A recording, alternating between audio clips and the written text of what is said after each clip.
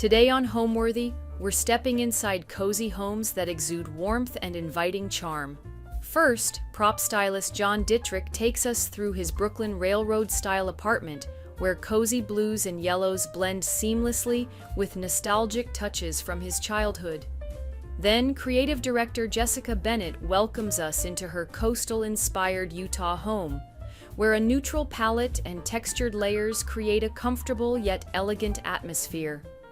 Next, interior designer Hema Persad invites us into her cozy Los Angeles home, a reflection of her journey from fashion to interior design, blending culture, comfort, and style. Finally, interior designer Julia Miller gives us a tour of her Minneapolis home, where warm textiles, crackling fireplaces, and a stunning screened-in porch make for the perfect cozy retreat.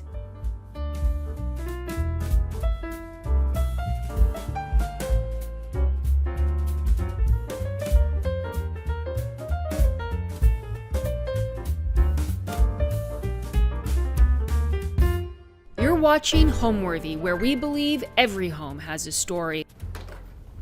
Hello, Homeworthy. It's me, John. Welcome to my Brooklyn apartment. Come on in. I want to show you around.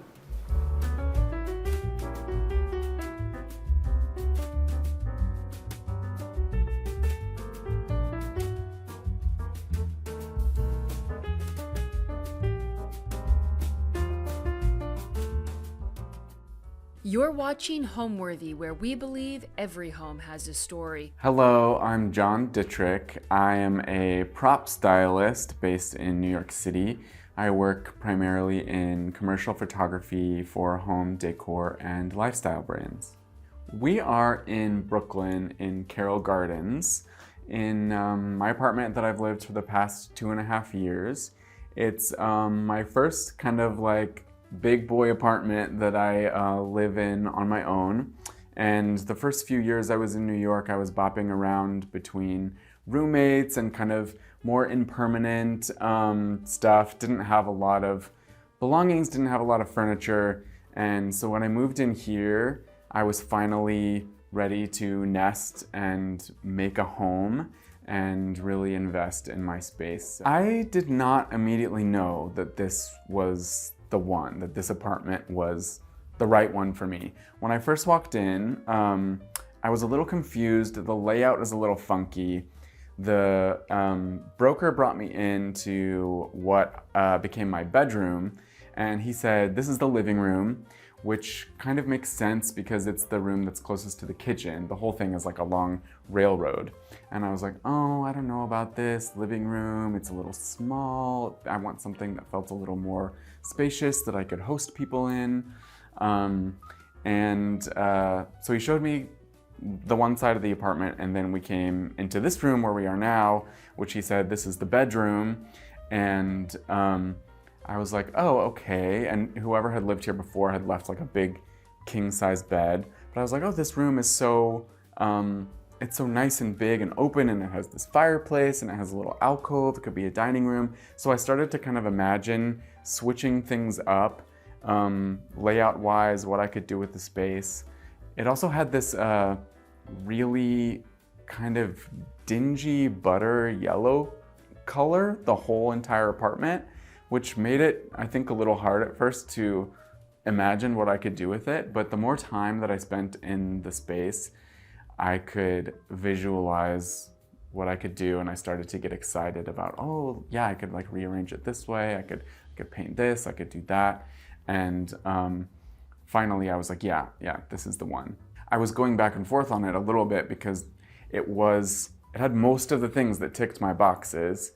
But the layout was a little funky, I wasn't sure. And I had a friend that I sent a video to, and she said, John, you have to take this apartment. Like, you can't say no to this one, you can't lose it. So I definitely thank her because it has, pretty much everything I was looking for.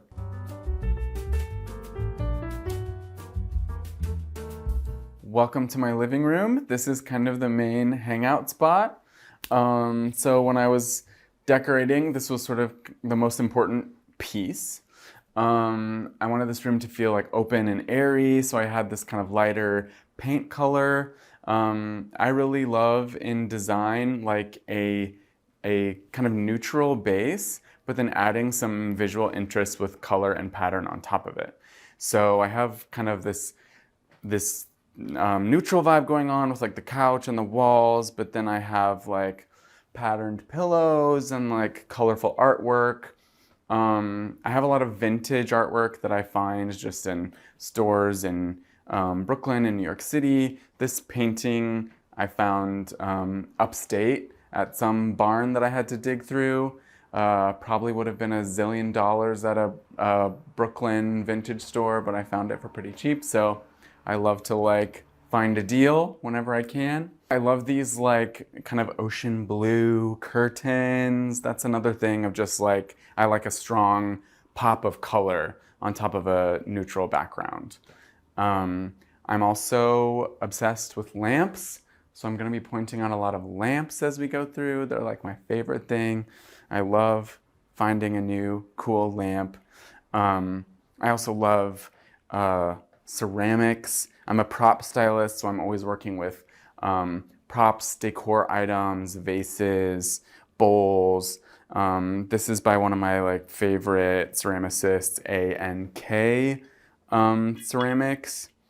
I also have in this room a lot of blankets, a lot of pillows, and that's kind of one way that my home is similar to my childhood home. It was always like cozy, blankets everywhere, pillows everywhere.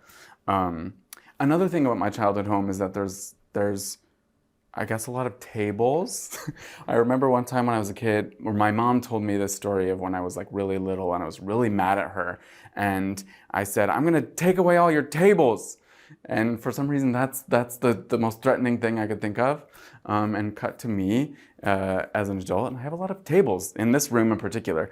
This is a table that's actually like a desk, an antique desk that this decor store down the street, Painted Swan, they like refurb old pieces. I have this gorgeous naked man here. He's one of my favorites, one of my boyfriends. And then here we have my mantle, my fireplace. This was one of the things that I kind of wanted to have as I was looking for an apartment. I was like, I don't think I'm gonna find a fireplace, but if I do, that'd be great. So I was very excited when this place had a fireplace. I have a lot of books in here because it's not a working fireplace. So this kind of doubly serves as like kind of a cute aesthetic thing. Also functional and storage. I have a lot of props, again, as a prop stylist, so I have a lot of books. I also have a lot of just my own personal books, so it's a mix of like stuff I use for work and stuff that's mine. On top of the mantle are a lot of like just little trinkets and things that I love.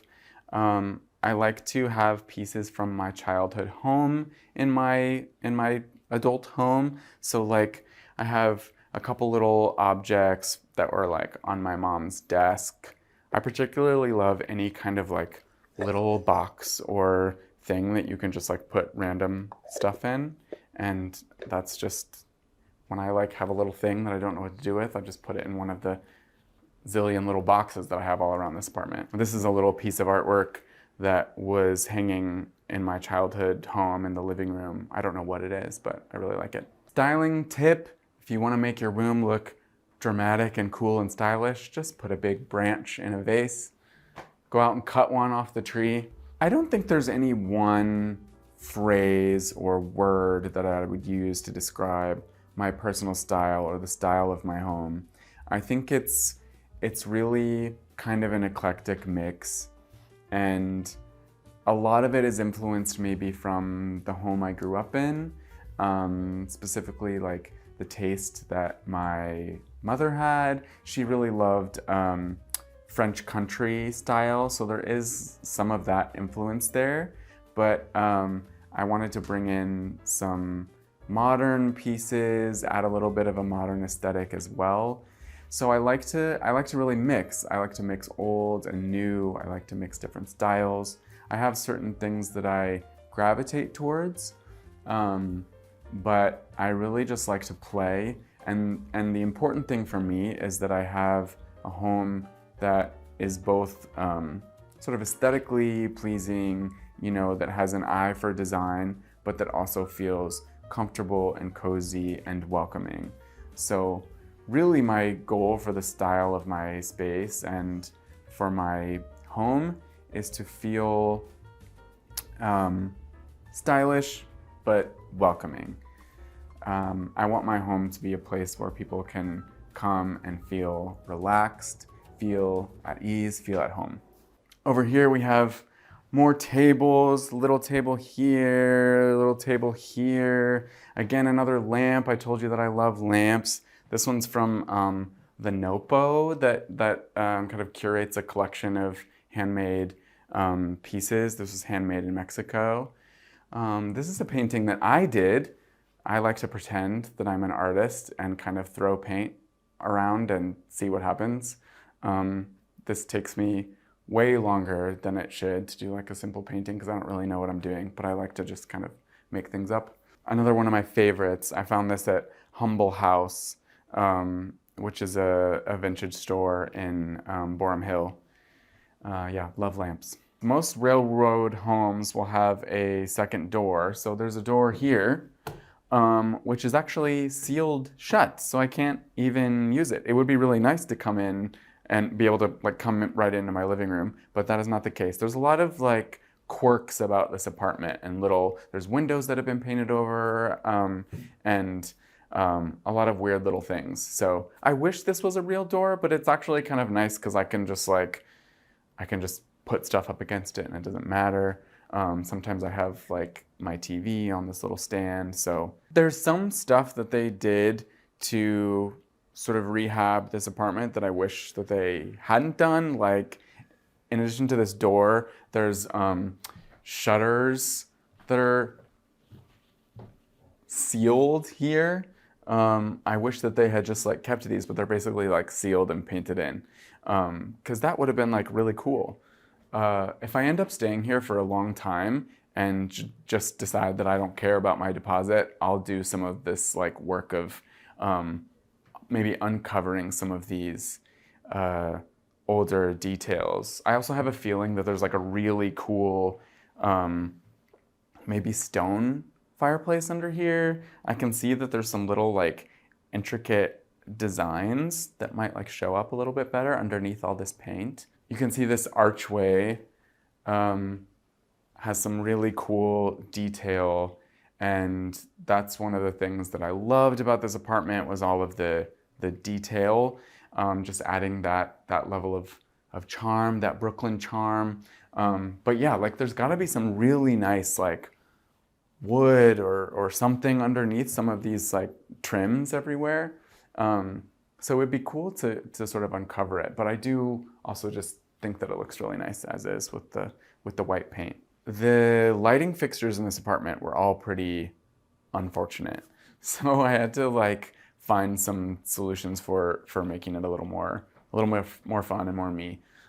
So this was like a big lantern that I just found on Etsy and had somebody come and install it for me. I changed pretty much every lighting fixture throughout the apartment, and that really did a lot to elevate and change up the space. So if I'm hosting a party, this is kind of the main gathering space. I feel like even though I do have a dining area with an expandable table, everyone kind of just ends up here, like even when we're eating, just kind of all gathered around. This is where we like play games and just sit and chat. So if I'm having like a little get together, I'll probably have the food and drink kind of stationed in this little dining nook, and then everyone will kind of be hanging out here. My favorite part of my home is definitely this room that we're in right now, the living room, because this is where people gather. I have friends over for game nights. I have family stay with me, and you know, this is where we hang out at the beginning, end of the day. It's a nice space to just sit and chat, and that was my whole goal with this room and the apartment as a whole was for it to just feel comfortable and easy. And so any space where people can feel at home, that's my favorite thing. That's my favorite part. So this room, I think, encapsulates that the most. Speaking of my dining room, I would love to show you. So come follow me into this little alcove. This is where, actually, I don't really sit and eat here that often, but every once in a while. But this is usually where like I lay out all the food if I'm having like a gathering, little snacks and things. I have done, me and my friend Molly hosted like a little paint night where I styled like a vignette in the front or in the center of the table, and then we had people sitting around the table and painting. So we do like fun little things like that. My favorite part about my dining room is this painting right here. So this is one of the quirky things about this apartment. This was a window. I don't know why it was a window, but it appears to have been one. It's basically just this like frame and then like a boarded over wall inside the frame. So when I moved in, I was like, what am I gonna do with this giant rectangle? So my sister is an artist, and I had her find a canvas that was like the exact size of the window and do this beautiful painting for me. And then I painted the frame. Basically, the painting is like hung on top of the wall, and then this window frame I just painted gold to kind of fake look like a picture frame. My other favorite thing in this room is this hutch right here, which is probably my favorite piece of furniture. I love that it kind of feels like a heritage piece, even though I bought it. I didn't inherit it from anyone, but it feels like a family piece of furniture. I felt like a real grown-up when I bought this. And when I saw it in the store, I went home and measured, but it was really tight to fit it in this nook. I had to like saw off pieces of the trim at the top and in the middle here to get it to fit. But if you look at the bottom, there's like barely a centimeter of room to for this thing to fit. I love it. It's such a pretty piece, and it's a great place to kind of store and display props and decor pieces, and also just things that I can like grab to use when I'm having a party, if we're having a little drink, or you know, little snacks that I need like bowls for. I have like way too many teacups. I should really just host a big tea party because I have all these teacups. The last thing that I want to show you in my dining room is this photo that I love so much. This is actually me in the middle there and my siblings, and we are sitting on our driveway amidst all of these shoes because my mom was like getting rid of shoes or something and wanted to like memorialize them. I don't know if she brought out some of the other shoes that she wasn't getting rid of, but basically she put all these shoes on the driveway and had us all pose with them. And I think it's such a cool, weird picture. And it sort of encapsulates this idea of like resourcefulness and kind of having these projects that with your belongings, or just kind of like the stuff of life. Like we have all this stuff, and it's all about like making use of them, turning it into like a cool photo or art project. And so that's definitely like a trait that has been inherited to me, is like, what can I use this for? What can I do with this? What weird thing can I do with all this stuff that I'm getting rid of or whatever? So I love this picture. So this is a light fixture that I found on Etsy from a little boutique that's based in Turkey. And I loved the shape, I loved the fabric, I love the color. If you can't tell yet, my favorite colors are blue and yellow. So those are kind of the colors that I like to play with and add in my home.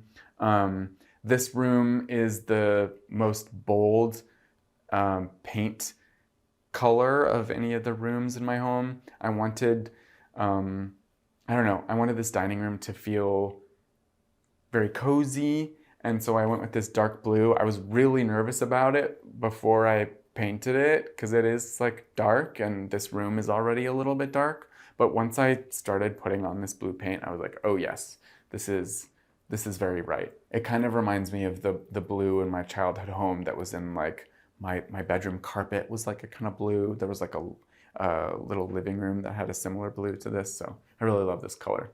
This is a rug that I also got on Etsy. I think it's vintage. I tried to get like really strategic about where I was getting stuff. Like these chairs I actually got recently. I bought them from a restaurant. I think like in decorating a home, no matter what your budget is, you kind of have to make some choices on where is it worth it for you to splurge, where are your priorities in terms of where you can spend a little bit more, and where can you save money and be a little bit cheaper and get some cheaper stuff that might actually look just as good. So I did a lot of searching on Etsy, Facebook Marketplace, a lot of like vintage hunting, and I was really specific about, you know, where can I kind of spend a little bit more? That would be something like this hutch, and where can I like cut some corners, like buying some cheap chairs that a restaurant is getting rid of and will still look cute and stylish. So I grew up in Omaha, Nebraska, and it really was a wonderful place to grow up. It was the perfect like size city. It was big enough where there was opportunities, things to get involved in, but small enough where it had, you know, a nice community feel. It felt safe. It felt like a supportive environment. But I did know as I was finishing high school that I really wanted to expand my horizons. I wanted to experience different cities. I felt, you know, ambitious about what I could possibly do for career and work. So I really wanted to get out there and sort of have a little adventure. So I started out in LA. I moved there first for school and worked in LA for a few years after school. And then at a certain point, it kind of became clear to me that I was ready for something new, ready for a big change. And New York had always kind of been in the back of my mind and something, a city that I was really drawn to. So yeah, I just sort of did it. When I moved to New York, I didn't really have a plan. I didn't know what I was gonna do. I didn't have a job when I first moved here. I just had really a gut feeling that it was time to go.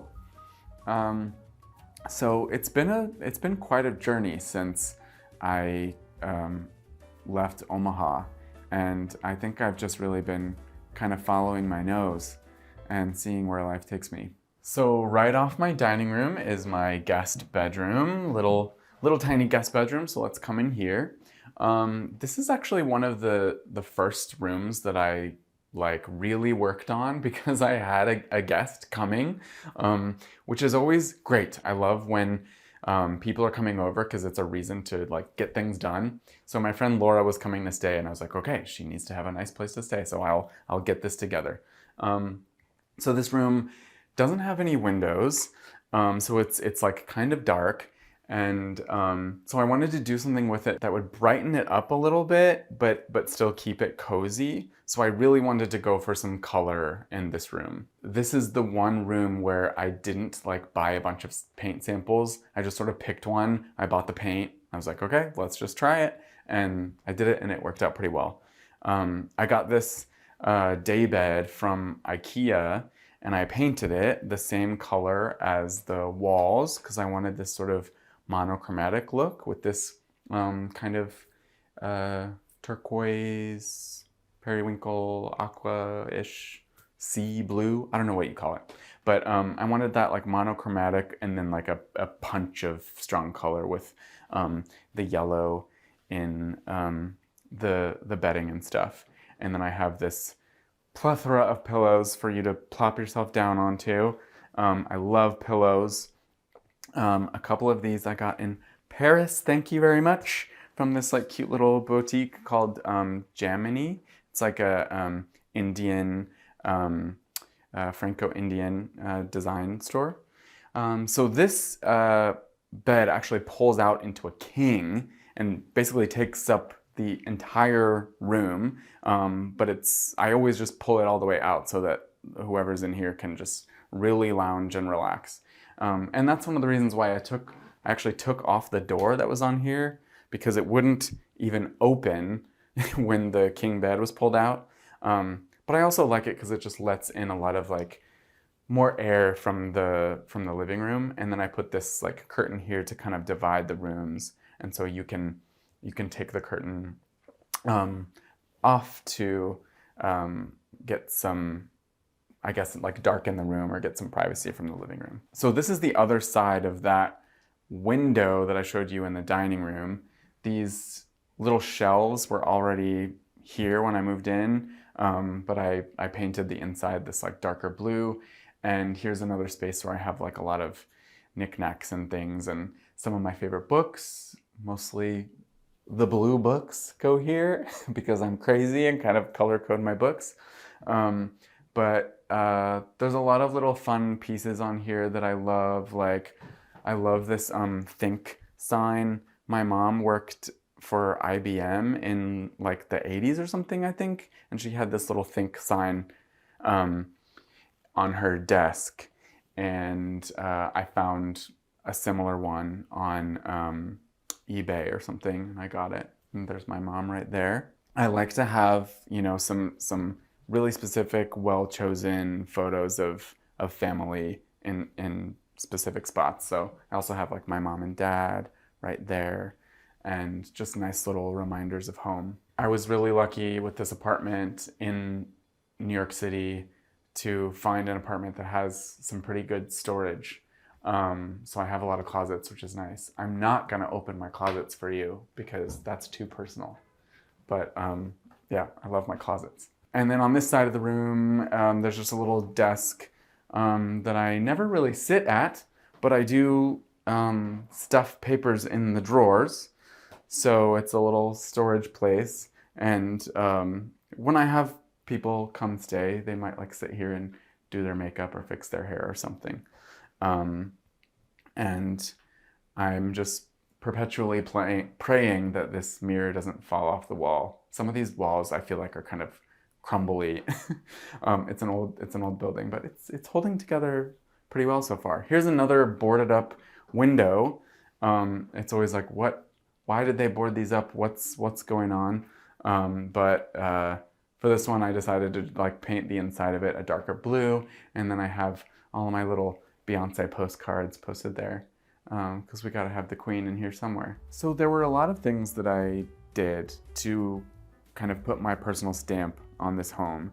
One of the first things I did was I painted the whole thing.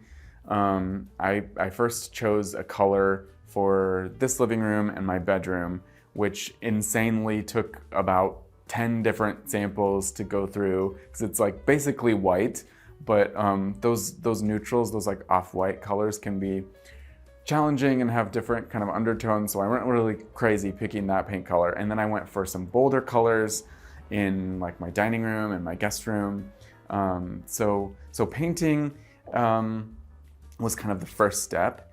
And then it was bringing in furniture, which I basically had nothing, because when I lived with roommates, you know, either they had stuff or the stuff that I brought in was, you know, things that I got very cheaply or at a sample sale at my old job.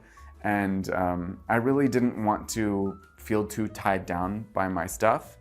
So I didn't really invest. But when I came here, I was ready to build a home and ready to invest more. So then it became searching for furniture and the right pieces to sort of add some personality.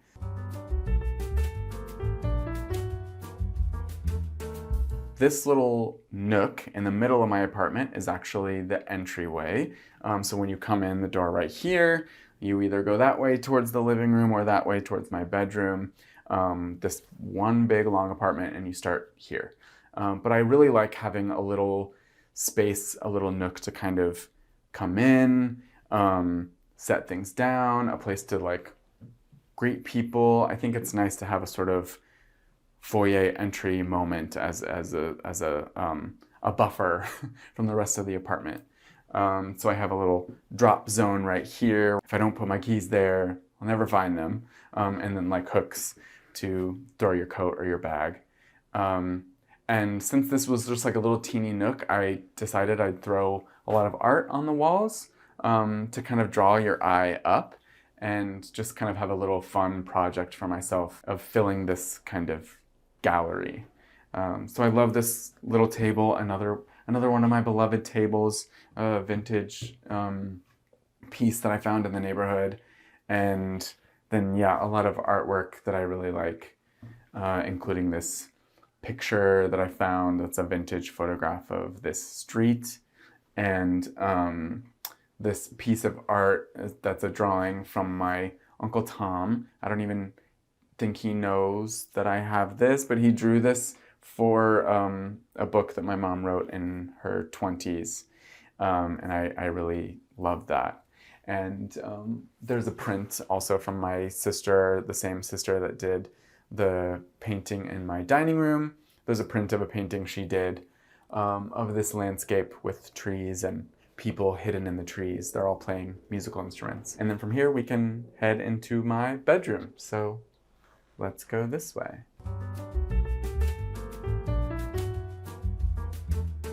Okay, so this is my bedroom.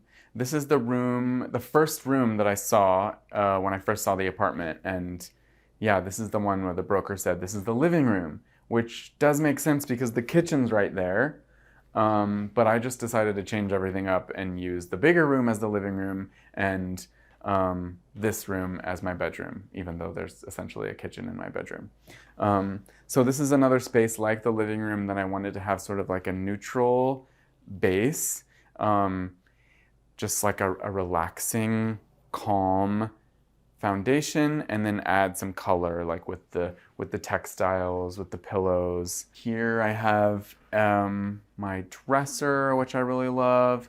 For the first few months that I lived here, I just had a pile of clothes on my floor because I couldn't find the perfect dresser that was like the right size. I wanted something that was like both tall and wide, and then I found this at a antique store, and it was blue, which is perfect.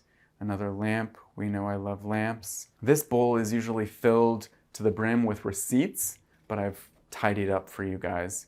So this is where I toss all my receipts and then hopefully organize them someday later. I told you I love my family photographs. This is my favorite picture of my mom and my grandpa. I just love it. I love both of them, and they both look so chic. This was like in the 70s. Most of my artwork is vintage, and I either got it at like a little antique stand or found this one on Cherish, I think. I have a bunch of my journals up here. This goes in with like the kind of record keeping theme that like that photo in my dining room of my mom taking this photo of all the shoes. I just love keeping records, whether it's through photos or through writing. And so these are all my journals, at least the ones from the past several years since I've lived in New York. And then I have a bunch more in storage somewhere. And then over here, I have this little dining table, little tiny dining nook. I thought I would just embrace the fact that my kitchen is right off my bedroom and have this little table and chairs. So it's nice because I can like sit here in the morning and have a cup of coffee. I actually end up like eating at this little table a lot, even like dinner sometime, or having a little nightcap or something. So I love this little table. So over here, I have a cute little bookshelf. All these shelves were already here when I moved in, so that was really nice. I guess this is the kind of like blonde beige book area. I always like to have just like little teeny tokens and sprinkles of little objects that I love hiding on bookshelves, like, you know, this little owl that was on my mom's desk, or these little guys that I've have been sort of like good luck charms since I was a kid. I got these in London at a flea market. Just this little elephant guy and this little dice that, or this little die that tells you what to do if you're bored. Read, tidy room, which is what I was doing this morning before you got here. More lamps. You know I love lamps, if you know me at all yet. These are from Notary Ceramics. They're based on the Pacific Northwest somewhere. But this ceramicist that I really love that makes these beautiful lamps with these cute shades. And this right here is a walk-in closet that is my prop closet where I keep all my props for work. I am not going to open that for you because, again, that is too personal. And it's a mess right now. But yes, very lucky to have a lot of storage in this apartment. That was one of the main things that I was looking for, was storage. I had to have a place to keep my props and my stuff. It was storage. It was have a space for guests. It was have an apartment that had some charm and character. And then the fireplace, that was the icing on the cake. So as I said, I'm a prop stylist, and that career has definitely influenced my taste in decor. In working for different home furnishing and home decor brands, I have to really be aware of design trends, what people are gravitating towards, what's selling. I have to stay modern and current, and balance that with my own personal style and taste.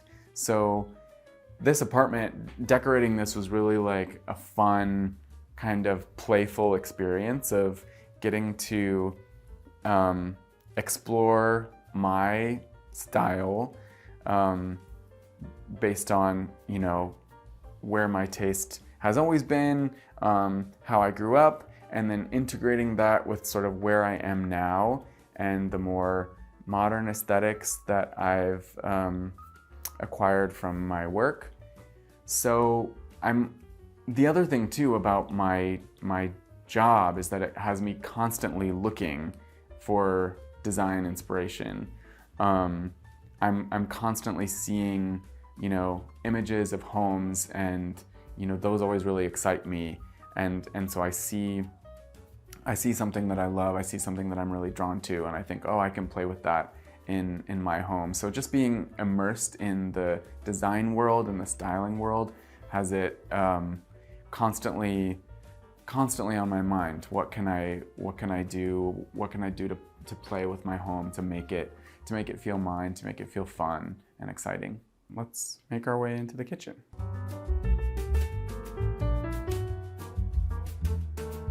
Welcome to my kitchen, my tiny little kitchen. It is small, but I love it because it has some really nice light. It feels, very, very happy and sunny. And I was about to say I like cooking in here, but that's a lie because I don't really cook that much, sorry to say. It's New York City. I order takeout a lot. But I have this little chair for if the rare moments that I am cooking, I can have a friend sit and chat. In my dream world, I have like a big kitchen that basically has like a living room in it so that people can chat. Because I do love, even though I don't cook much, I do love the whole vibe of the kitchen. That's like hang out, make a meal. I do have some aspirational cookbooks in the corner, and this countertop here was like a kind of ugly granite that I didn't love, so I recovered it in this contact paper in this pretty blue color, but don't get too close because I only did kind of an okay job here. But it makes me much happier to look at this blue. I have some plants in the window and more little trinkets from my childhood home. My mom really liked roosters. Her mom was Swedish, so this is a little Swedish rooster. I have a few little roosters around. And then I have some more family photos, Christmas cards on my fridge. So on this hidden side of my fridge, this is where I keep all my magnets from my Broadway shows. I love theater, and every time I see a show, I get a little magnet. So that's a little kind of hide and seek moment. If you happen to be on this side of my kitchen, you can see all of the shows that I've been to. Some more like vintage art in this little room that I really love. I got this from this place called Joliet. That's like an online store for like French antiques. Right here I have my mother's famous kolache recipe that my sister printed and laminated for me, or copied and laminated, with her little notes. Even though I said I don't cook that much, when I do it, I'm pretty good because I can follow a recipe. I'm a good baker because I can really follow a recipe, which you have to do when you're baking. And so I've made these kolaches before, and they're really delicious. The idea of home has always been something that has been really fascinating to me and really important to me. I had a really strong relationship to the home that I grew up in, not only like the physical space, the house, but also just the environment and the people. And I think that's sort of a theme or a question of my entire life is, what is home? How do you feel at home? And some of that is just your general environment. It's the people in your life that make you feel at home. It's being secure in yourself, as well as the people around you, feeling comfortable with where you're at. And that is a more spiritual place. And it also, I think, is reflected in your physical space. So a home should be someplace where you feel safe. It should be someplace where you feel like the most yourself. And so when I'm putting a home together, it's not only, you know, a reflection of the person that lives there in terms of their style and their aesthetic taste, but it's also a reflection of who they are and how they want to find comfort in the space, how I want to find comfort in my home, and how I want other people to find comfort here.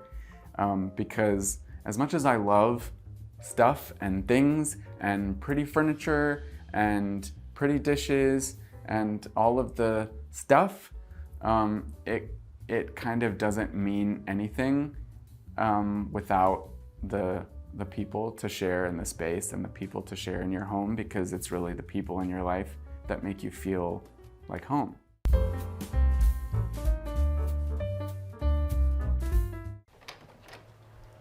Oh, hi Homeworthy. I'm Jessica. Welcome to my home in Utah. I'm going to show you around.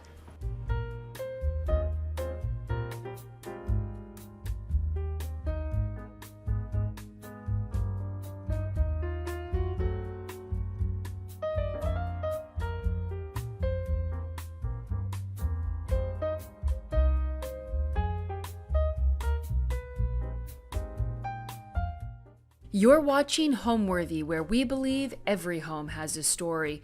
Hi, I'm Jessica Bennett, Creative Director of Alice Lane Home and Alice Lane Interior Design. Welcome to my home here in Highland, Utah. My home is a new build, new construction. We built it 10 years ago, and I always wanted to live in a lake house. So even though we live in the mountains, I built this to look like a lake house. We've got cedar shakes on the exterior, lots of white finish work, real stone around the foundation, and it's just kind of a charming cottage of a thing on the exterior. I wanted it to be really homey and welcoming and never intimidating. I like my friends to come over and wear their shoes. We're casual, but I do have this sort of flair where I love interiors, and so sometimes it gets a little formal in some rooms, but I just love beautiful things, even though I want to live a casual life. You know, because it's a coastal home, I knew I wanted grass cloth somewhere.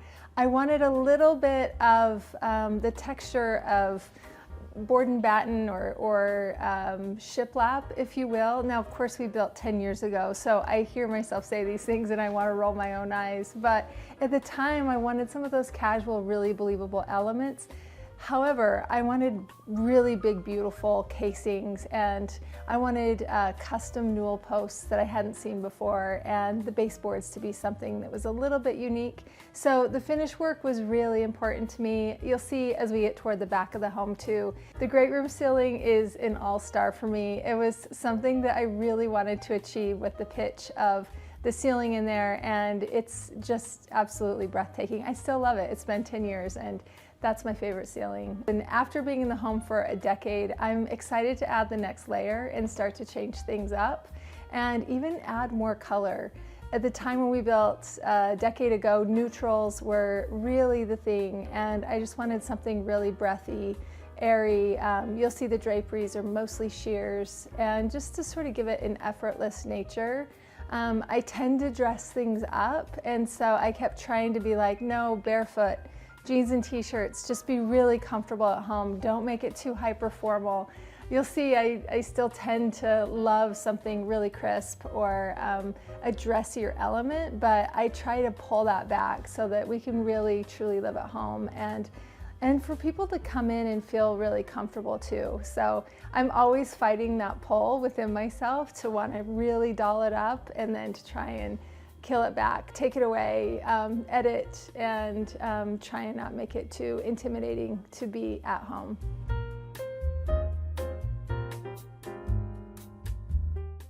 Welcome into the entry hall of my home. This was a space that I always dreamed of having a center hall table, but we couldn't get it for width, so I got it down here by my stairs. So I kind of get two entry moments. Here I've got this big old console from a Danish company, and I really love the size and the height of this thing. Looks normal here, but it's huge. And then over here we've got the Iris Grand mirror. This is part of our collection. We design our own furniture and have it manufactured. So the sconces are mine.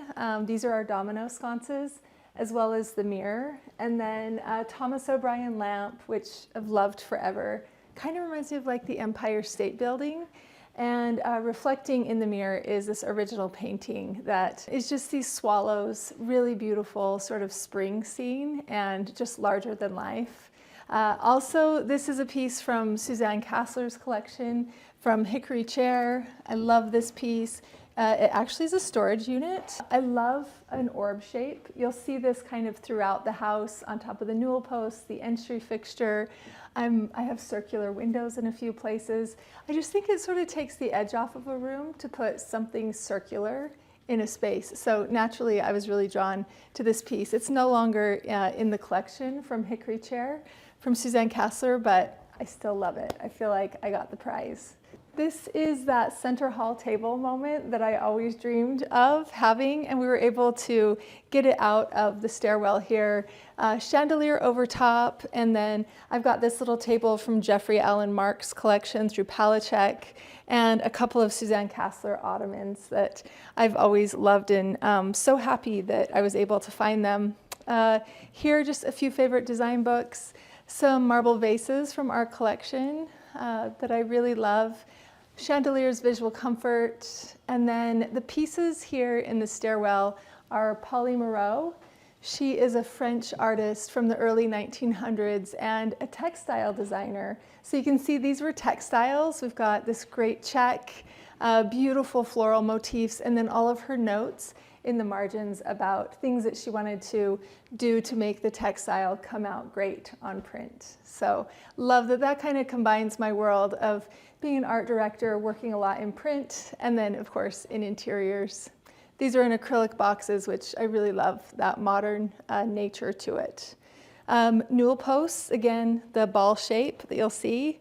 And I did a custom balustrade, which I think turned out really great. In the entryway, this is our Felix chair that we designed, and we do it in a vegan mohair, and this little back animal leg is one of our favorite parts of the silhouette, and then we're outlined in gold detail here. But this beautiful terracotta mohair color, I think looks so pretty coming in from that orange door and just warms the space up. It gives you a place to perch and put your things down. Some people like to take their shoes off. It's not required here, but if you do, you can sit down in our Felix chair and get comfortable before you come on into the house. This is the entryway. This is that front door that I was talking about. We freshly painted, and I'm loving the glossy orange color. And it spoke back to these little jewels that we had designed into the side lights over a decade ago. And it just really came full circle. Also, vintage rug. I love getting these in funny, odd spaces because none of them are normal sizes. But when I saw this, it has the letter J in orange on it, and then, of course, backwards on itself here with little flowers. And I felt like this rug spoke to me, like, oh my gosh, it belonged to me or my ancestors or something. I don't know what decade it's from, but I love it with the orange door, and I love that I get my initial in it. Let's go out of the entryway and into my living room next.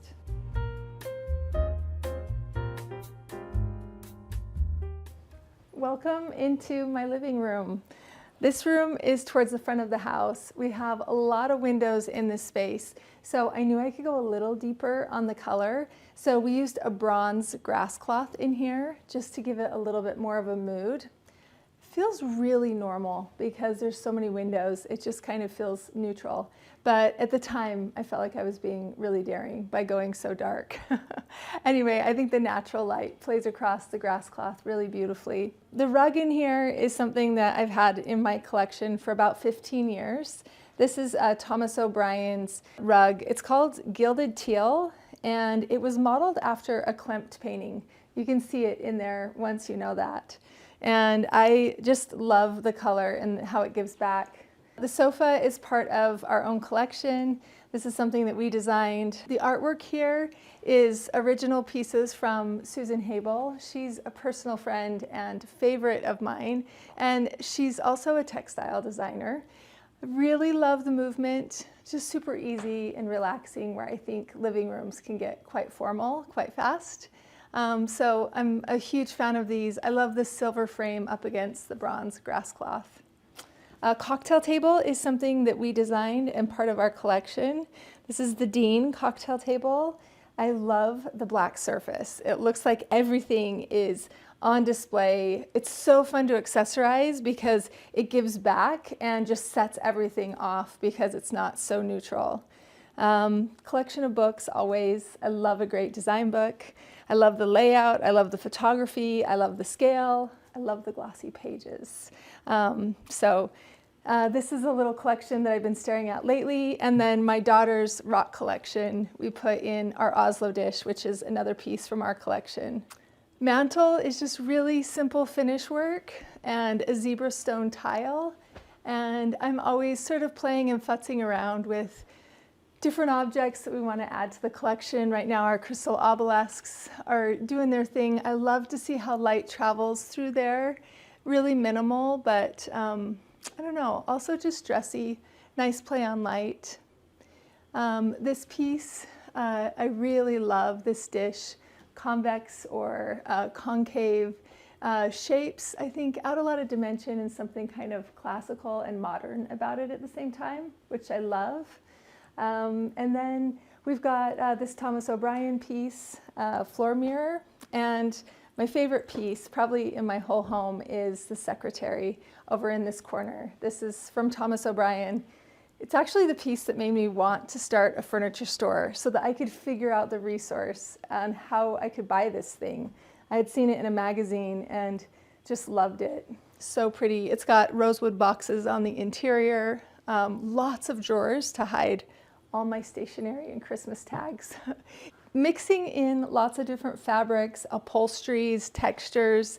I think if you start from the ground up, that is a tip that we often use in our own work at Alice Lane Home. We'll first choose the rug, and then we start to throw fabrics, finishes, wall coverings at it. This is the biggest piece of art in the room. Generally, unless you have a great art collector, we're usually going to take a lot of cues from this. And that doesn't mean match it exactly.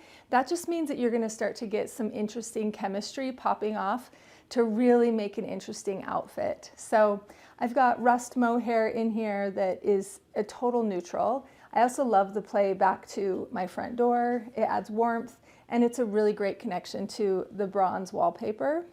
And then over here, this chair, I love, it looks like bones. And there's something very human about it. We've got this sort of sculpted frame that's so interesting. And it just sort of sits low and lean in here. It looks like an antique or like something found. And it's got this really cool leather.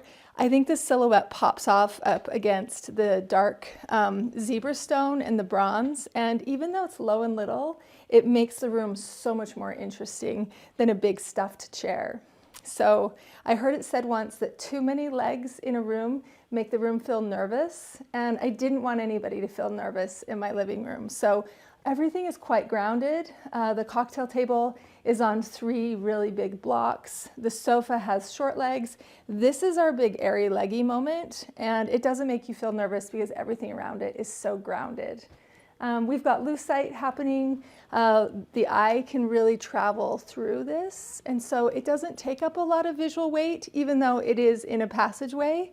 And I think it just makes everything seem more comfortable to have a little table nearby where you could set your cell phone down or a beverage down and just really stay for a while. So you'll see lots of little tables or stools around the space, and that's just to make guests really comfortable. You heard me say I love round objects, so I got this little round window. It peeks right out to my front door, so you can always see who's knocking on the door here. But more than anything, I love getting that soft shape in somewhere. This makes the front porch really fun, and I thought my kids would have a lot of fun looking out of it. So one of my first things with the architect was I have to have a ton of windows. And I remember my builder saying, you have as many windows in this house as a house twice its size. And I know in some rooms there's more window than there is sheetrock, but I just wanted to be bathed in light. Owning showrooms has taught us that the rooms are most beautiful when light is dancing through them. And so we did big windows, lots of them. And it's one of my favorite parts about the home is the feeling just kind of bathed in natural light. It feels easy, it feels coastal, which I really, really wanted. And you can take in the views toward the back of the home. You feel like you're in a tree house because it's all treetops back there. And I think the landscape is one of the best parts that gives back to the interiors.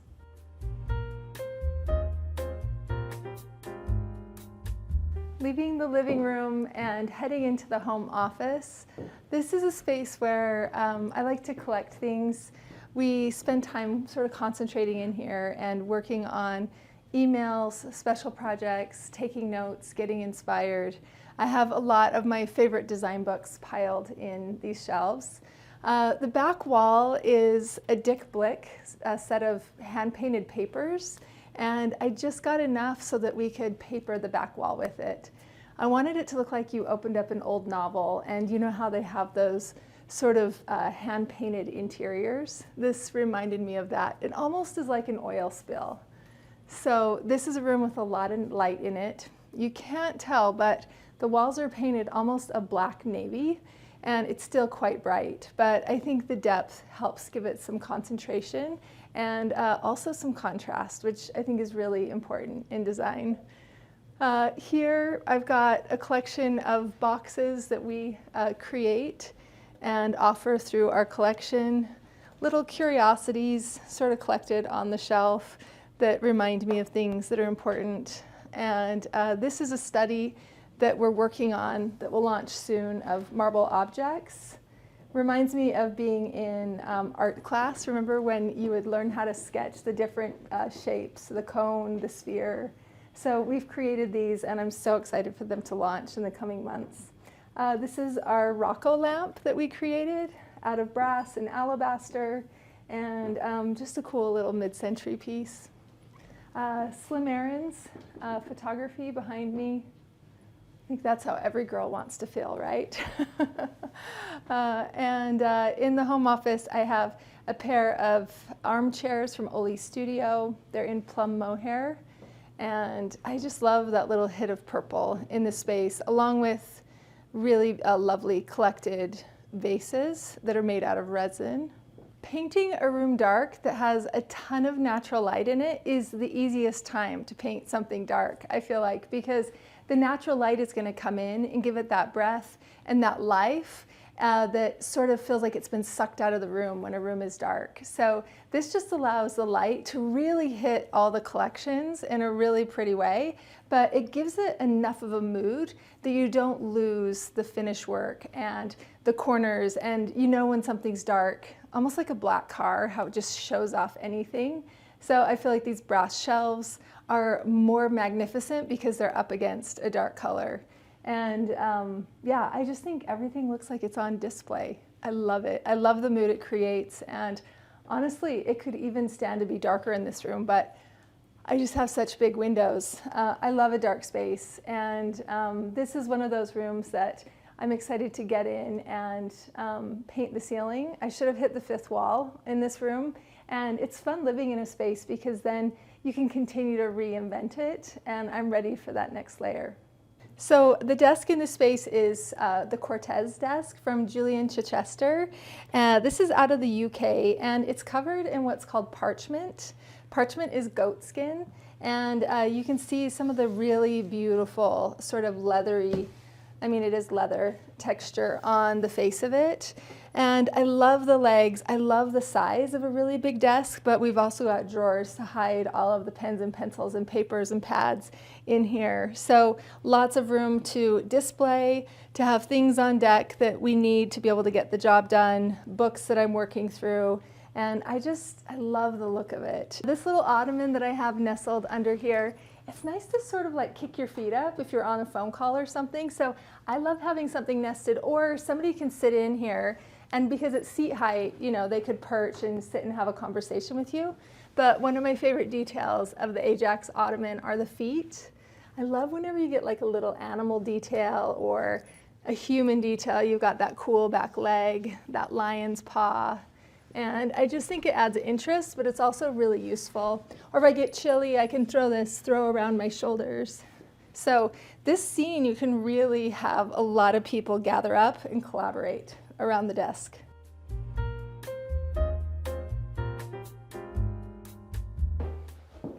We're gonna head into the powder bath now.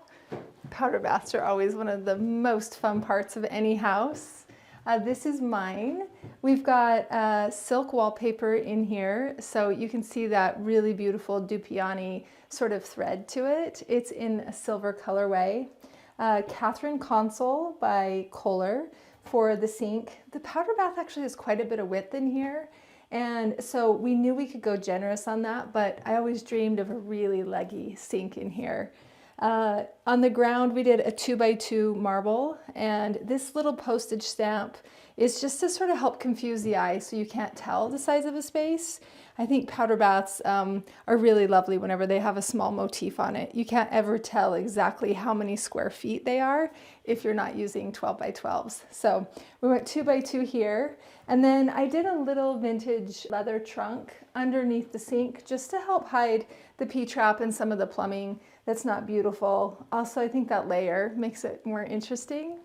I've got a red chagrin mirror here. This is no longer available through a vendor, but I really loved having the color and the texture of that sort of wild under the sea type motif, and the color really helped bring the space alive. I've got a floor lamp in my bathroom, which I feel like that's our job as designers, is to kind of switch things up and do what you're not expecting. This is all brass. It's from Lara Carrar. It's got a really beautiful flower at the bottom of it, and I've always had a crush on this. It doesn't get a lot of light out because it's an all brass shade, but I think powder baths should be a mood. I have this tall bookshelf in here, which is just covered in curiosities and books and interesting objects, and I think it makes using somebody's powder bath really fun to get to sort of tinker around in here and see what's happening. Little pieces of art on the bookshelves, and just interesting things, old magazines, whatnot. The art is by Slim Aarons. This is a ceramicist in Paris, and all of his beautiful work. I love using large art in small spaces. It kind of makes the room feel grand. Just like using a tall shelf in a small space, helps stretch the eye. So we're doing lots of designer tricks in this space. We've got the little tile to help confuse the eye and make the room feel interesting. We've got the lifted sink, the really large art, the tall bookcase, the floor lamp, interesting mirror. I think all these things are a great formula for a fun powder bath. My professional journey actually started as an art director in ad agencies, and I worked with brands on creating logos for them, billboards, bus boards, eyewear displays, labels for alcohol. I worked on Starbucks campaigns, Lagoon, which is a really big, which is a big amusement park here in Utah, and Coca-Cola even, when I worked in Atlanta for a little while during the Olympic Games. That really dates me. Anyway, art director really taught me to train my eye, and even in photographs to remember to leave room for text at the top of the page and consider the entire composition. And my schooling was in advertising design, and I was in the design wing of my university, and always loved walking past the landscape architecture drawings in the interior design studio. And I don't know, it was actually a really natural foray from doing branding for clients and working in this world of making things beautiful into interiors. And I've been doing interior design for about the last 20 years now.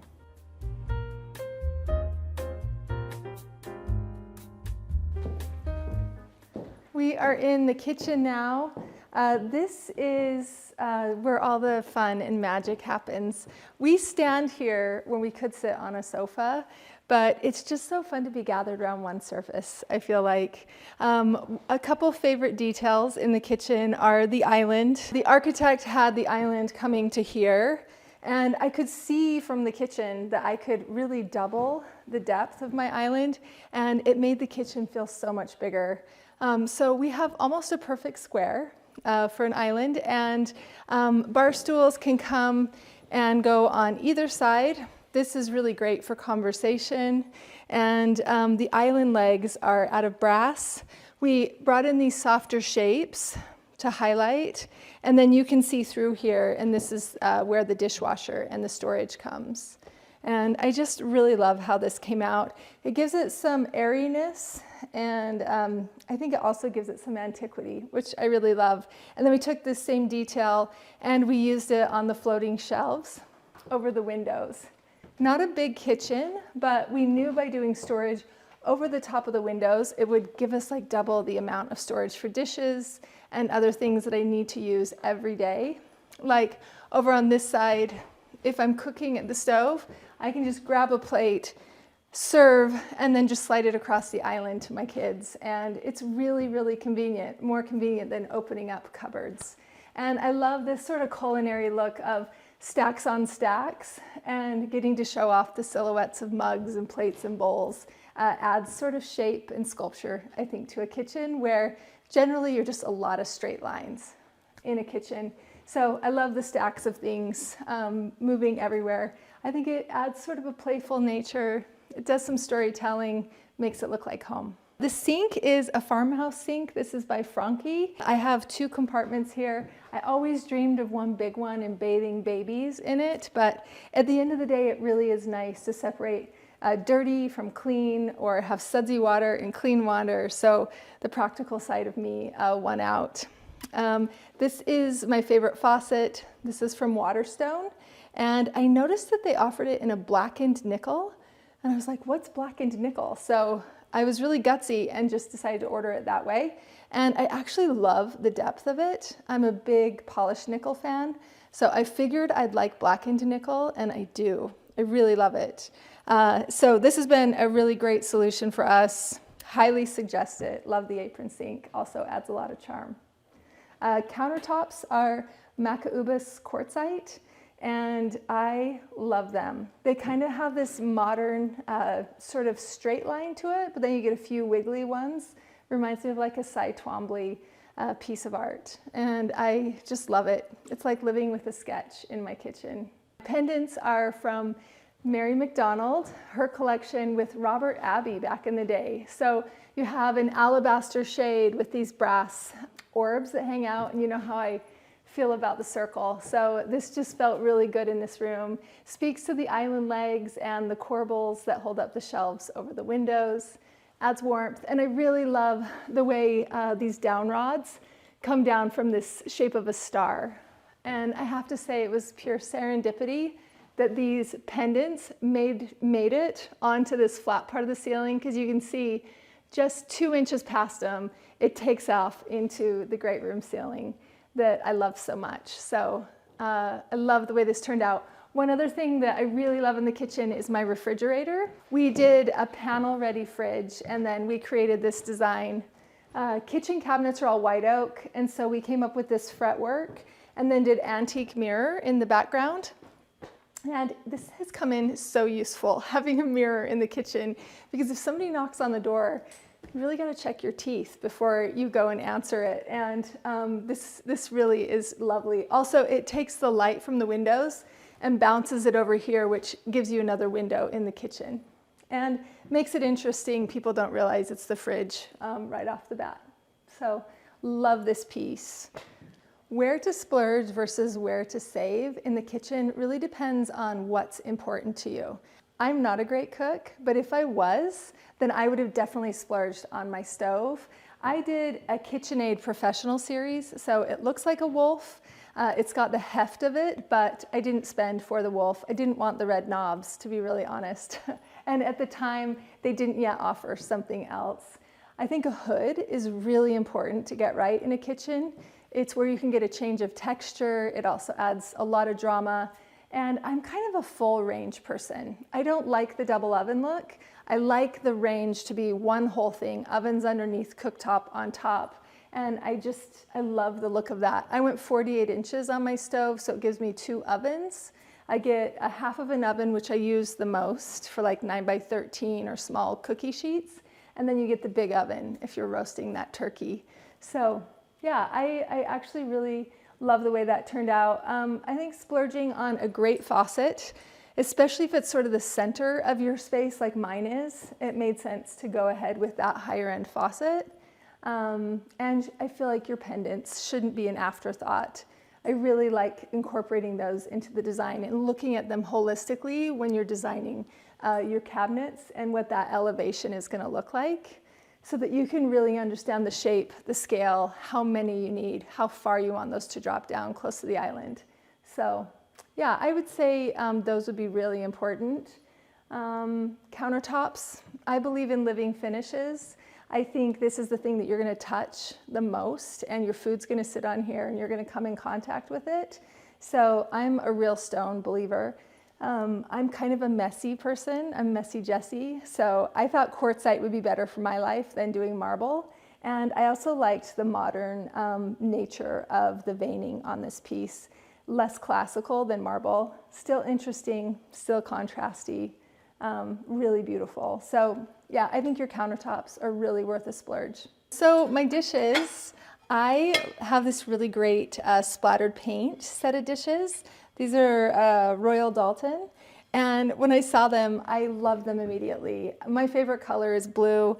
I know that sounds really basic, but I just love it, and the painterly sort of looseness of these, I've loved forever. I've had them for over a decade, and when I finally discovered them, I bought them in person, and just love what they do for the space, especially on an all-white table. It feels artistic, and food still looks beautiful plated on blue.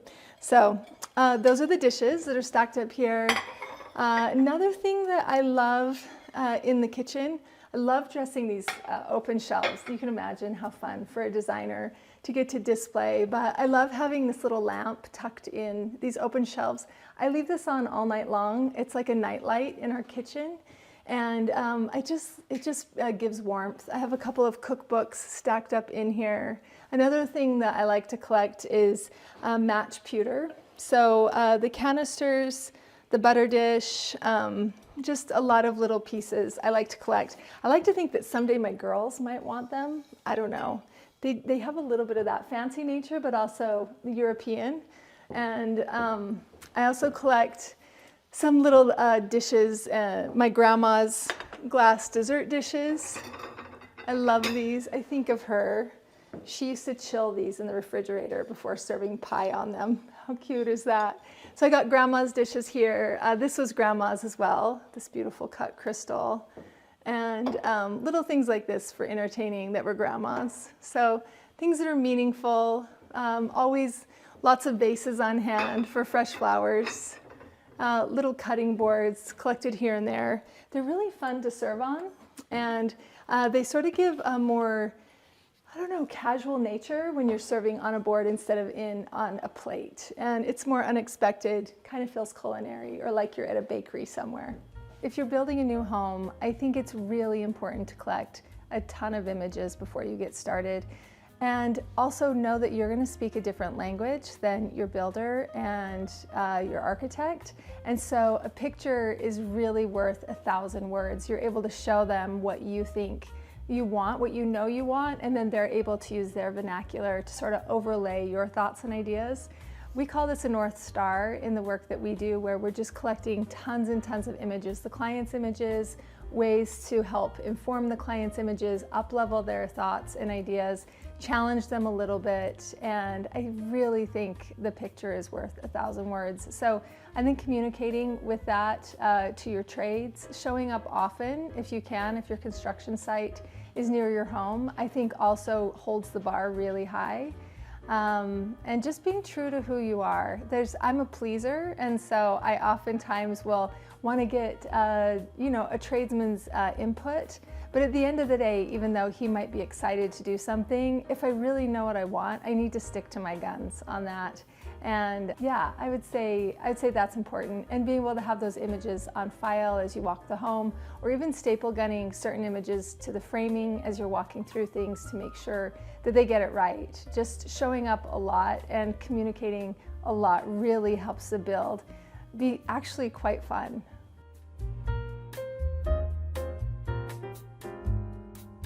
Leaving the kitchen and coming into our dining banquette, this was something that was in my heart for a long time before I ever had one. I idealized about getting to gather around in our own sort of restaurant booth here at home. This is the most comfortable seat in the house, in my opinion. And we actually love sitting here and even watching the TV from there. But it's fun. Usually all the women will gather here and have a conversation, and then the men in the family will go over there and start yelling at the TV. So it's nice to have a couple of breakout conversations, and it's really great to be comfortable, more comfortable than a dining chair. We fight over these seats, and then usually the guests take the chairs because they don't know how comfortable the banquette is. Really great place to gather. I love a round table because then all of our faces are looking at each other, and I think the conversation is that much better. We're bathed in light back here, lots and lots of windows.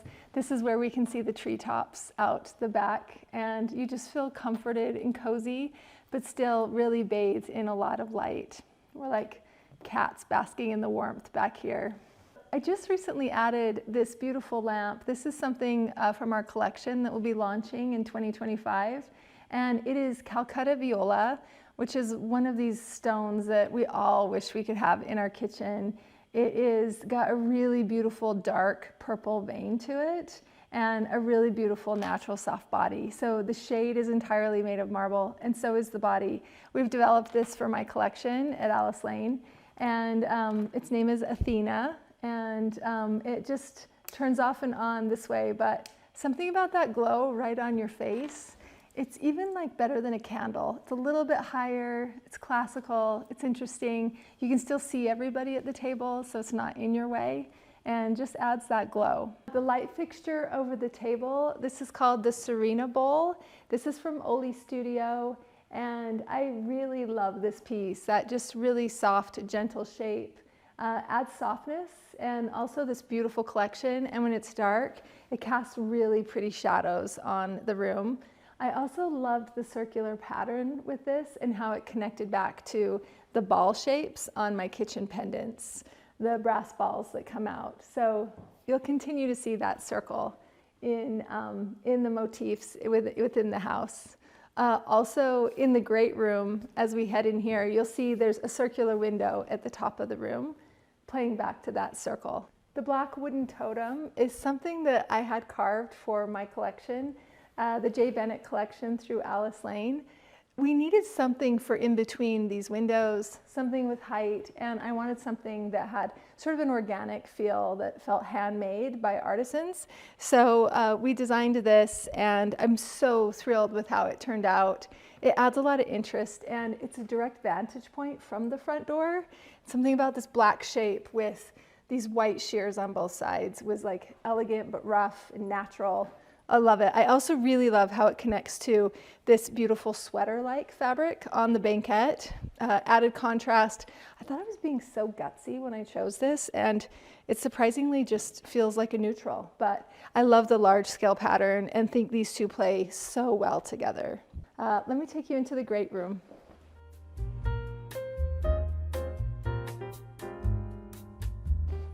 This is our great room. This is where we come together to watch TV, the most casual part of the house and where we all gather.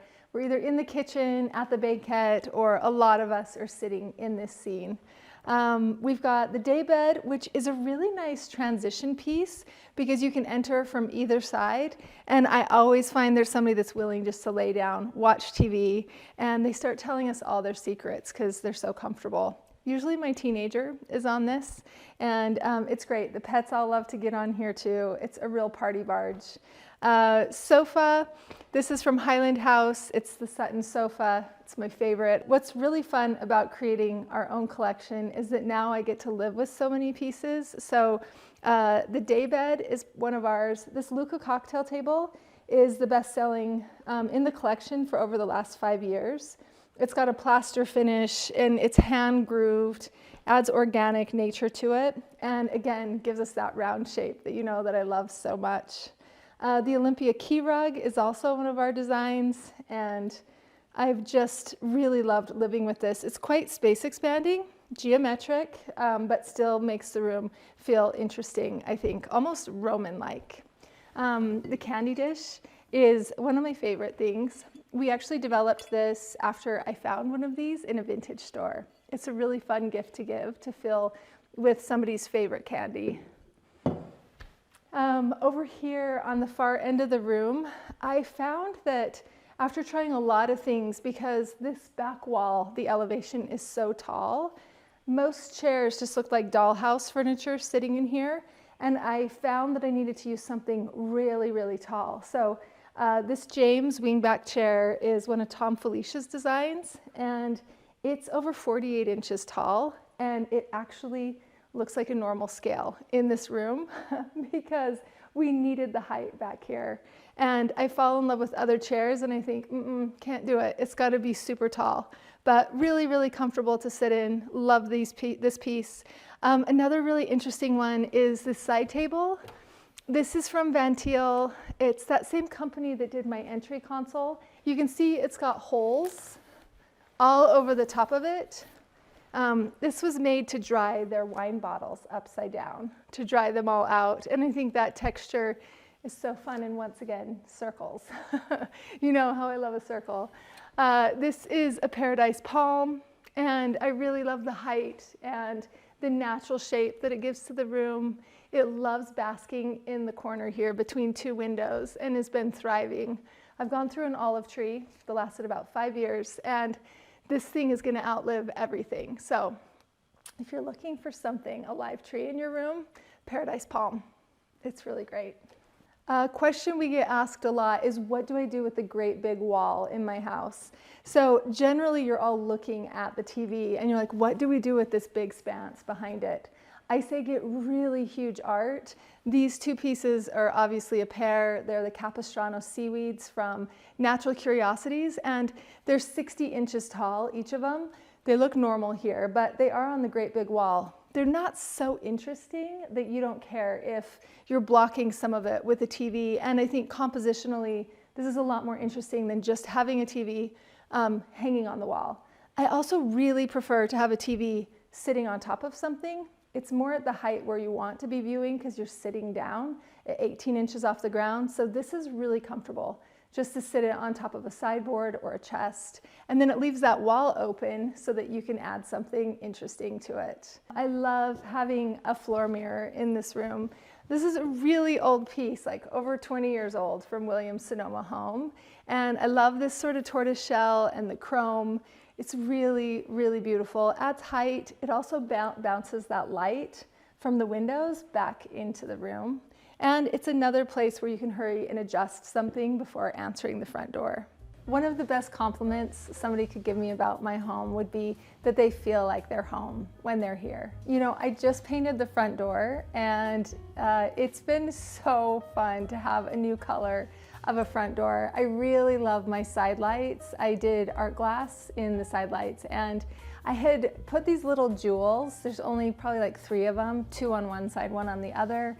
When I was doing this probably like 11 years ago, before the home was built, I was designing these side lights, and oddly the jewels were orange that I used, and then I just painted my door maybe 2 or 3 months ago, just this really beautiful dark glossy orange color, and it just kind of came full circle from a decade ago. So that's been super fun, switching things up. I think is really fun. And then I'd say another favorite part is my bedroom. It's really easy, it's comfortable. I oddly use the color sort of lavender plum color throughout. I think it's really beautiful. It's both masculine and feminine and really restful. And there's a bed that I admired forever from Marriott Heims Gomez. And when I thought about my bedroom and what I really wanted for it, I saw her chamber bed and was like, that's the bed. And I made it in this beautiful plum color, you know, about 11 years ago. I've never been tired of it. And it just, I don't know, it feels restful and easy. So I'd say my bedroom is a real sort of safe place, and it feels a lot like me. And I don't know, I love spending free time in there. I really love getting in bed at night and watching TV. It's something we weren't allowed to do growing up, and my parents never had a TV in the bedroom, and I just think it's like the ultimate luxury. I'm not a bath girl, but if this is like my version of taking a bath, I think, is like getting in my bed and turning on TV. Let me take you into my primary suite.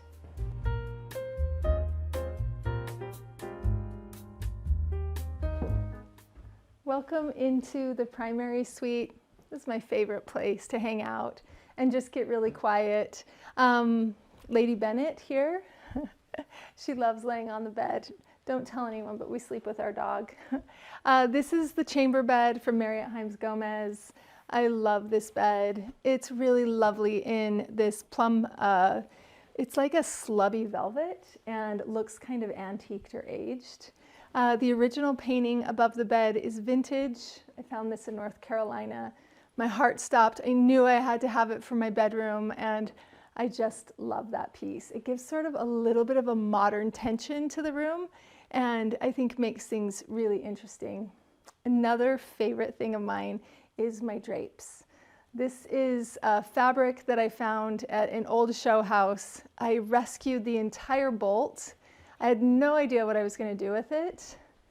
And then once we moved in, I knew the room was getting a little bit too quiet, and I felt like this would be just the interest it needs. You can see it's like Roman soldiers' heads. I don't know, that's what I see anyway. But the looseness of a sketch, I think, just makes it interesting, gives it contrast. And I think it's really fun to discover new things in it. There was just enough after making the drapes to make a Roman shade for my bathroom. I'll show you that in a minute. We have a little curved sofa here under the window. This really soft shape just, I think, adds some elegance to the room. I threw a sheepskin over the back of it because it's winter here.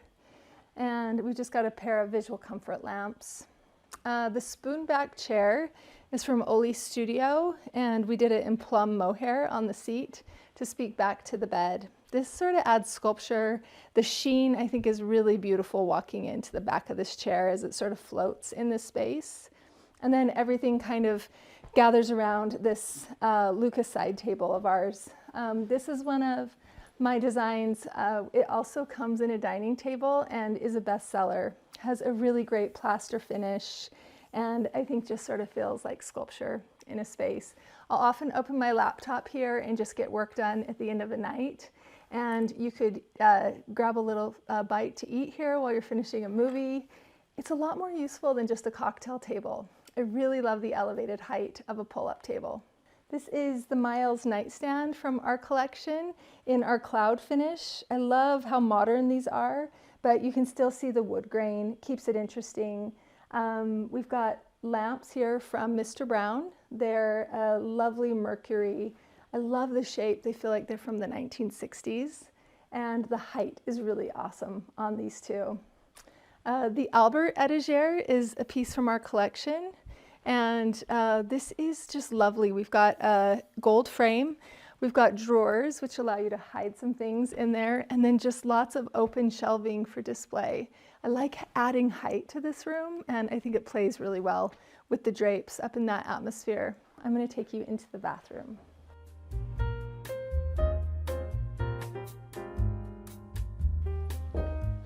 This is the primary bath, really still. We've got a couple of skylights in here that give us a lot of natural light. I think that's a must-have when you're getting ready, especially when you get to be my age. You really have to know what's going on with your face. And nothing will tell you quite like natural light. This is one of my favorite spots. I always dreamed of having a little place to be able to sit down and get ready. That seemed like the ultimate luxury after getting ready, standing up my whole life. So being able to have window light on my face and a mirror right in front of me allows me to really know what's going on. And it's really nice. I keep my makeup in these drawers, and then we developed this mirror called the Alice mirror, named after the store. All brass, big enough that somebody my height, 5'8", can still see their face in it. Most mirrors are too small, and I'm too tall, and so we developed this really great big tall mirror on a marble base that's heavy enough to stay grounded. And I love this moment. It's really easy to get ready, to put everything away, stand up, blow dry my hair, and leave for the day. In here, I did the same white maca ubus countertop as in the kitchen. That sort of Cy Twombly-like sketch continues in here. It also ties in the feeling of the rest of the house. We mixed metals in this space. The hardware is both nickel and brass. Mirrors are entirely mirror, and then surrounding it in this brass sconce, I think warmed it up. I used polished nickel on the rest of the hardware. So it really plays to either cool or warm wherever the trends take us in the future. The fixture over the tub, this is the Pippa bowl. This is from Oli Studio. It reminds me of bath bubbles. I'm not a bather, but we went ahead and put a tub in here anyway, just in case someday I'll feel like taking a bath. Mostly Lady Bennett gets to swim in here, and she gets her hair cut in here. But I love the shape of an oval in this room. The art is Polly Moreau. She's again that textile designer from the early 1900s in France. These are her water lilies, and it just gives you a sense of calm. I love it. This is a little table that we developed. This is called the Vera table. I love a little spot table by a bath. It's practical. You can set up your phone or iPad, watch a movie, put your shampoo here, do a little storytelling. This is in purple Carrara, and I really, really love this piece. We can use it between chairs, a lot of different places, but here just as a statuary piece, I think looks fantastic. Another favorite from the collection is our Beatrice brass etagere over here. This is something we developed for powder baths or closets or wherever you need a little bit of storage. And it's an all brass body. Here's kind of my last look before I leave. In the day, I'll spray my perfume on. It has all my earrings and jewelry on it, and it also has room for extra bath towels for someone taking a bath. So it's just a really hard-working piece. Again, this is Beatrice, and we're coming out with a tall version in just a few months. I can't wait for that one to launch, but it's been a bestseller for sure, and we love it.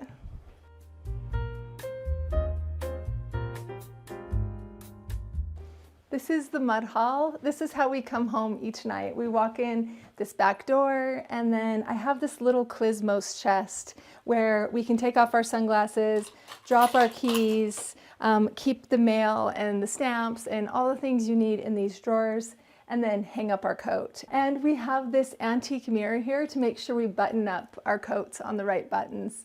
So it has everything you need in a really small space. Lots of hooks, lots of hangers. We've just got a little sisal rug underfoot, so nothing too precious.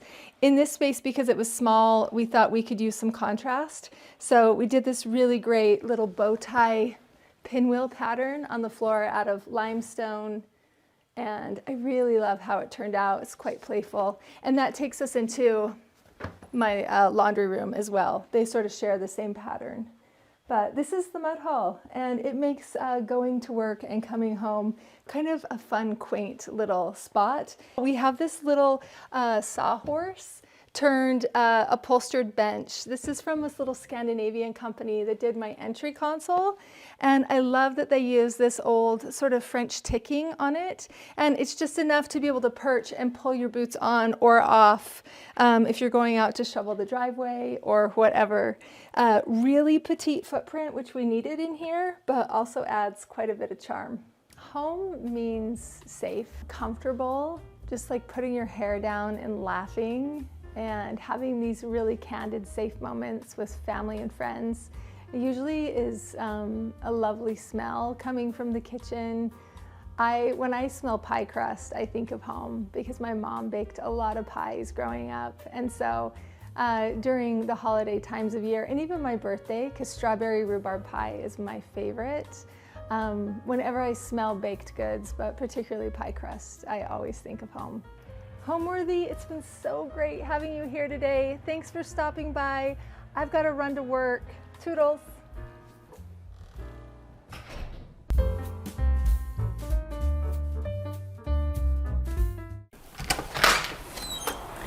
Hey Homeworthy, I'm Hema. Welcome to my house in Los Angeles. Come on in, I'd love to show you around.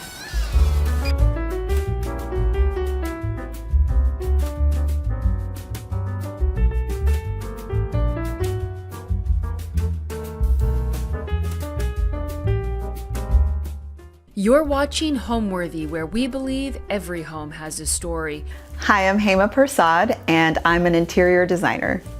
Today we're here in my home in Los Angeles, California. It is a California style bungalow built in the 50s, and it's small and cute and cozy, and we love it.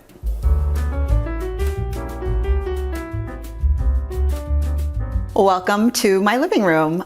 This is the first room you see when you walk in the house, and the vibe in here is very cozy and collected. I go to the Rose Bowl flea market a lot and I travel a lot, so around the living room you'll see a lot of things that I've picked up from different places, and maybe it doesn't make sense, but it makes sense to me.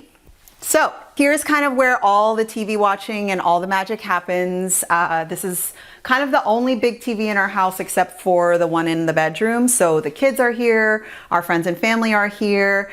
I kind of went with like a very eclectic seating arrangement. I'm not a big fan of matchy furniture. So all of these have kind of been gathered at different times. The rug is a vintage find from the Rose Bowl. I think it's like 50 years old, from Pakistan, and I just like the colors. I felt like it was dark so that when my 4-year-old drops her chips and cereal on it, you might not see it like right away.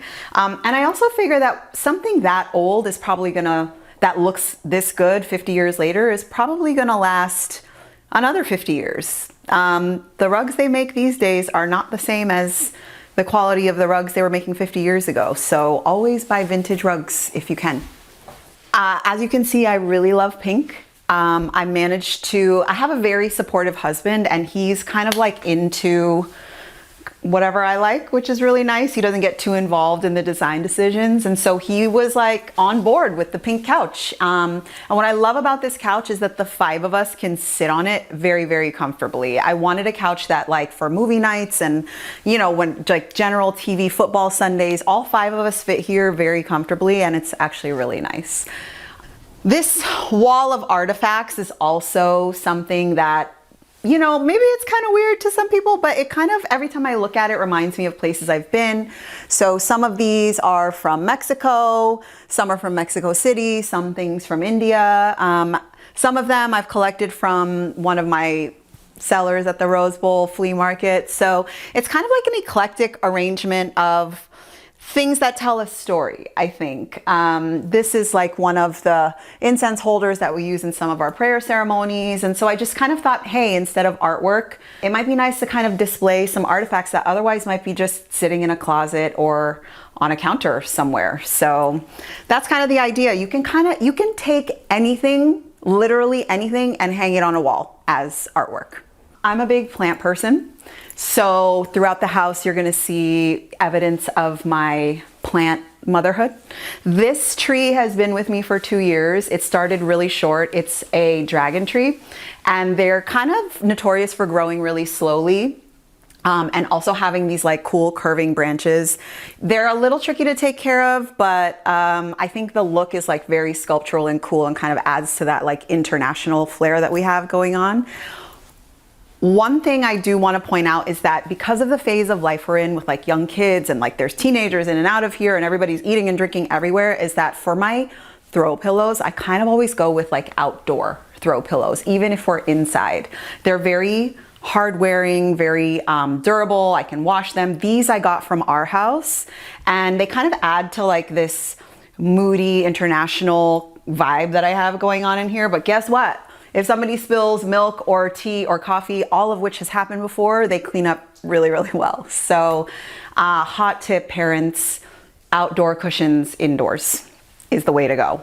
We recently got a Samsung Frame TV, and without being too like MTV Cribs about it, I love it. I'm obsessed with it. I'm a big art person, and I love the idea that I can download like cool paintings and just have them on display all the time, because guess what? None of us like to have an ugly TV up on the wall. Any kind of frame, TV, artwork, highly recommended. I kind of love it. I did something kind of controversial when we first moved into this house. It was a builder grade house, which means that everything had been done by a flipper. So we had lots of recessed lighting and everything was white and kind of boring. So the first thing I did was remove all the recessed lighting and put up these kind of monopoint lights together with this Serge Mouy chandelier. And it's on a dimmer, and it just kind of creates like, number one, it adds a little bit of mid-century style into this space, but number two, it kind of allows me to manipulate the lighting a little better than just like recessed lighting. I like the sculptural nature of it, and it kind of, like, there's nothing mid-century about this house. So sometimes I think putting something in that doesn't make sense makes things more interesting. But yeah, it's been very controversial with our friends in terms of people who come over here and they're like, well, my parents too, they were like, where's all your recessed lighting? I'm like, I don't like the big lights. I don't like the recessed lighting. Just get rid of it. I'm over it. The coffee table was actually a Pottery Barn find, and I love it because it's not too huge, not too overpowering. And guess what? It swivels. So there's all these like compartments. This is the nice one, so I styled this. But we can store things in here. Like I have my candles in here, my extra backup candles. There's some workout equipment in here that I'm not going to show you, but like basically the sides of the coffee table, they kind of like swivel all the way around, and there's these little compartments, and you can just hide things in them. Because again, when people are coming over, I just need to like shove kid stuff away. So I loved that about the coffee table. Moving over here to my little shelfie arrangement. These are just IKEA shelves, super cheap, super easy. When we moved in, this was like kind of like a nothing space. I actually think there used to be like a weird fireplace here, and the flippers who flipped this house kind of got rid of it. So I didn't want it to be empty. And I love to collect things, as I've said a million times. And also as an interior designer, you often find yourself left with like vases and styling items that you kind of can't return after a certain amount of days. So I do find myself, kind of left with additional objects. And I thought, why not display them? Because they're beautiful. So we also love books in this house. I did kind of clean this up for you guys. But normally there's more books and stuff here. It's kind of like my little moving art wall. I rearrange it every few months. This art piece I got at the other art fair. It's 3 girls with some balloons. I'm one of 3 girls, and I also have 3 girls, so I thought it was like really kind of cute and symbolic. So yeah, I just kind of rotate things in and out of here. Sometimes there's plants on here. I like highly encourage people to have a shelf and play with it and move things around. It really does something to refresh the energy of your home when you make these like tiny changes every now and again. You don't want things to be stagnant. So yeah, that's my little shelf wall, my moving artwork shelf wall. So over here, this beautiful credenza I sourced from one of my vendors here in LA who imports things from India and Indonesia. It is a kind of a one of a kind. You can still see like where somebody stripped the paint off of it, and it's just so huge and beautiful and imposing. It doesn't store a thing. So I wouldn't call it like the most functional. There's no hidden storage here. It's literally like the real deal. But it is nice when you walk in the house to have, number 1, a vignette, number 2, someplace to drop your stuff. A lot of mail ends up here. You know, when we're walking out the door, I like check myself in this mirror. You know, the girls do too now that they're older. And it's another place to kind of display some of the things that I collect and books. By the way, I read all my coffee table books. They're not just for decoration. So I've read the Vogue music, I've read Bizarre Models. Like, I think that a lot of inspiration can be gleaned from pretty pictures. Maybe I'm just still a little kid, I don't know, but I love to look through them for inspiration for our projects, and just when I'm feeling like I need to decompress, I'll just pick up one of these books and flip through it. The inspiration behind choosing this home came from the fact that I was pregnant with our 3rd child. At the time, it was 2019 pre-pandemic, and we were living in this really cool condo kind of in the West Hollywood area, and it was time. We had outgrown it. We already have 2 older girls, and we just needed more space. We needed a yard. We wanted a family neighborhood that the girls could grow up in and go to school in. We kind of wanted our own little homey town kind of situation in Los Angeles, which is hard to find. So we settled on Burbank when we found this house, and it's been great. My personal design style is warm, global, eclectic, and always very rich and inviting.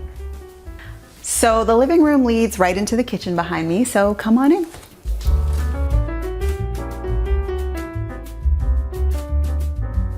Welcome to the kitchen. I love this kitchen. It's a galley style kitchen. So in terms of the footprint of the house, there is not much that we could do with it unless we wanted to take down an entire structural wall. But I think that's the beauty of kind of living in smaller homes, is you have to work with the challenges that they bring. So I made more controversial decisions in this kitchen. Number 1 was taking out all the recessed lighting and installing these vintage brass unlacquered lights. And then number 2, which people really have strong feelings about, is I took down all the upper cabinets on this side. So like I mentioned, this was a builder grade home. This whole kitchen was just white on white on white. And when we finally decided to kind of not renovate it, but zhuzh it, I knew that I didn't want to get rid of the cabinets because they were brand new. And we weren't really trying to spend $100,000 on a tiny kitchen renovation. So I kind of thought about what I could do to warm it up while keeping these white, very functional cabinets. So one of the things I did was change the countertops. So we put in this porcelain, another controversial material. I have thoughts on porcelain as countertop material. I was curious about it because it was kind of new at the time, and I love the look of it. Now, 5 years later, would I do it again in a kitchen? Probably not. It's not as durable as a natural stone or a quartz even. Although it looks beautiful, you can put hot things directly on it and it cleans up really nicely. I think over time, it's probably not holding up as well as a different type of stone would have. So that's my little tidbit on porcelain countertops. Obviously, when I took down the upper cabinets over here, I still needed storage for our dishes. So I got these reclaimed wood beams from a company in Pennsylvania. They salvage old barns and they make fireplace mantles and shelves out of them, and I kind of wanted to add more of like a rustic feel here. So these are just from a barn somewhere. They're 100 years old. You can see the holes here from where they were screwed into something before. And I think they just add this like nice texture. And by the way, all these dishes are the dishes that we use every day. Nothing here is for display only. So you can see my bowls have some chips, and you know, we're missing one mug because it broke. But I think that's the beauty of having open shelving is, number one, you got to have cute dishes. Number two, you got to use it every day. You don't want your stuff up here just collecting dust for no reason. And so the kids can reach. Sometimes the arrangement of things changes depending on who's putting the dishes away from the dishwasher. But I think it's, again, like a really beautiful way to create, you know, a little bit of change here and there in your house and keep the energy fresh. On this side, you can see that I decided, you know, I could have gone two ways with respect to the hood. We did this Zalige backsplash tile, and at one point I did consider doing it up here on the hood too, but in the end I decided to do the matching stone just for like more contrast. So that was the decision-making process behind, you know, stone versus tile on the hood. Over here is our bar. My husband works in the wine and spirits industry, and so in every house that we've ever lived in, we've always kind of had a dedicated bar area or two. I actually bought this cabinet at CB2, and when we were doing the kitchen reno, I just had our stone fabricator use some of the leftover stone to add a top to it, and so it looks like part of the kitchen, even though it's like this random purple fluted cabinet. And then over here, I had my millwork guys make a matching broom closet because I had no storage in this kitchen. So it's kind of nice. Again, I'm not into the matchy. We could have gone white here, but I kind of fell in love with this cabinet and decided that on this side of the kitchen, we could replicate it and kind of add something different. Up here on the bar, you'll see I used the same reclaimed wood shelving, and I have a collection of colored glassware that I just keep out on display. It's not a china cabinet by any means, but it kind of serves the same function, and it's kind of really nice because when we entertain, we set up like an ice bucket here. We'll sometimes do like a pre-batch cocktail, and our friends just come over and they serve themselves here from whatever we've got going on. So it kind of keeps the drinks area away from the food area, and it also just looks really pretty. So this runner spans the entire side of this kitchen, and it's very special to me because it's part of the rug collaboration I did with Ruggable and Architectural Digest. Last year I was named one of the New American Voices, and in celebration of that, we all were asked to do 2 rugs in collaboration with AD and Ruggable. So this is one of my rugs. It was Moroccan inspired. It was gonna be white, and then at the last minute, we kind of decided to try it out in black, and I think that's what made it a bestseller. People really love, or seem to love, the moodiness of it. It's kind of abstract. And yeah, it kind of goes with a lot of different decor styles, and it's not too neutral. So it adds something without being overpowering. At least that was my thought process in terms of the design, was like thinking about what neutral means outside of white and beige. It's not always easy to design a narrow kitchen. I think a few things that you should think about are the amount of space between the two sides. You want to have at least 40 inches so that the dishwasher can open comfortably and so that people can kind of pass each other comfortably or be in the kitchen. At least more than one person can be in the kitchen together. So pay attention to the amount of space between the countertops on either side. I think also you want to sort of make sure that your lighting is working for you. So you want to have lighting on both sides. So think about like where you're putting your lighting. As far as design goes, I think there are no restrictions. I consider it a black kitchen. So I don't think that you're gonna fool anybody by doing light colors versus dark colors in terms of the size.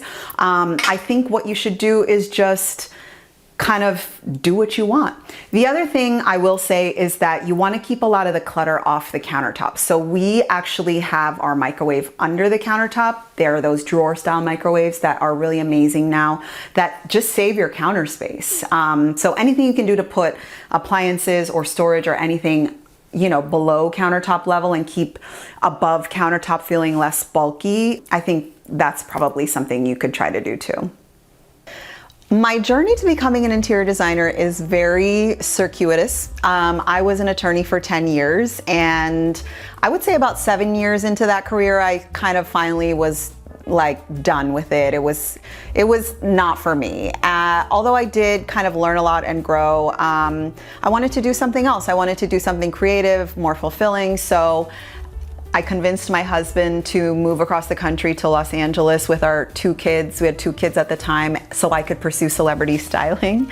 And I did celebrity styling for another 7 years, pretty much up until the pandemic. I also kind of realized that career, probably about 3 or 4 years in, wasn't quite where I saw myself long term for a variety of reasons, but I didn't know what else to do, so I just kept doing it. And then the pandemic hit, and people stopped needing clothes and stopped going anywhere. At that time, I was pregnant with our 3rd daughter, and we had just moved into this house. So I decided to just do nothing. And then in 2021, when my clients started going out again, I had one client who was an influencer who had just gotten a new apartment, and she said, "You know what? I trust you. You have good taste. Why don't you just help me decorate my new place?" And at first I was like, "Oh, I don't do that." I always liked decorating my own places, but I'd never done it for someone else, and I'd never considered design, like interior design, as a career. But I said, sure, why not? I didn't like doing styling, so I was like, why, sure, it'll be fun. Long story short, that project got photographed and photos went everywhere, and all of a sudden more people were asking me for help with their homes. So it started out with shelf styling and throw pillows, and then every project got bigger and bigger, so that by the time 2021 ended, I kind of had to make a choice. It was either styling or interiors, and I chose interiors, and that's how I ended up here. All right, now I'll take you into our dining room. Follow me.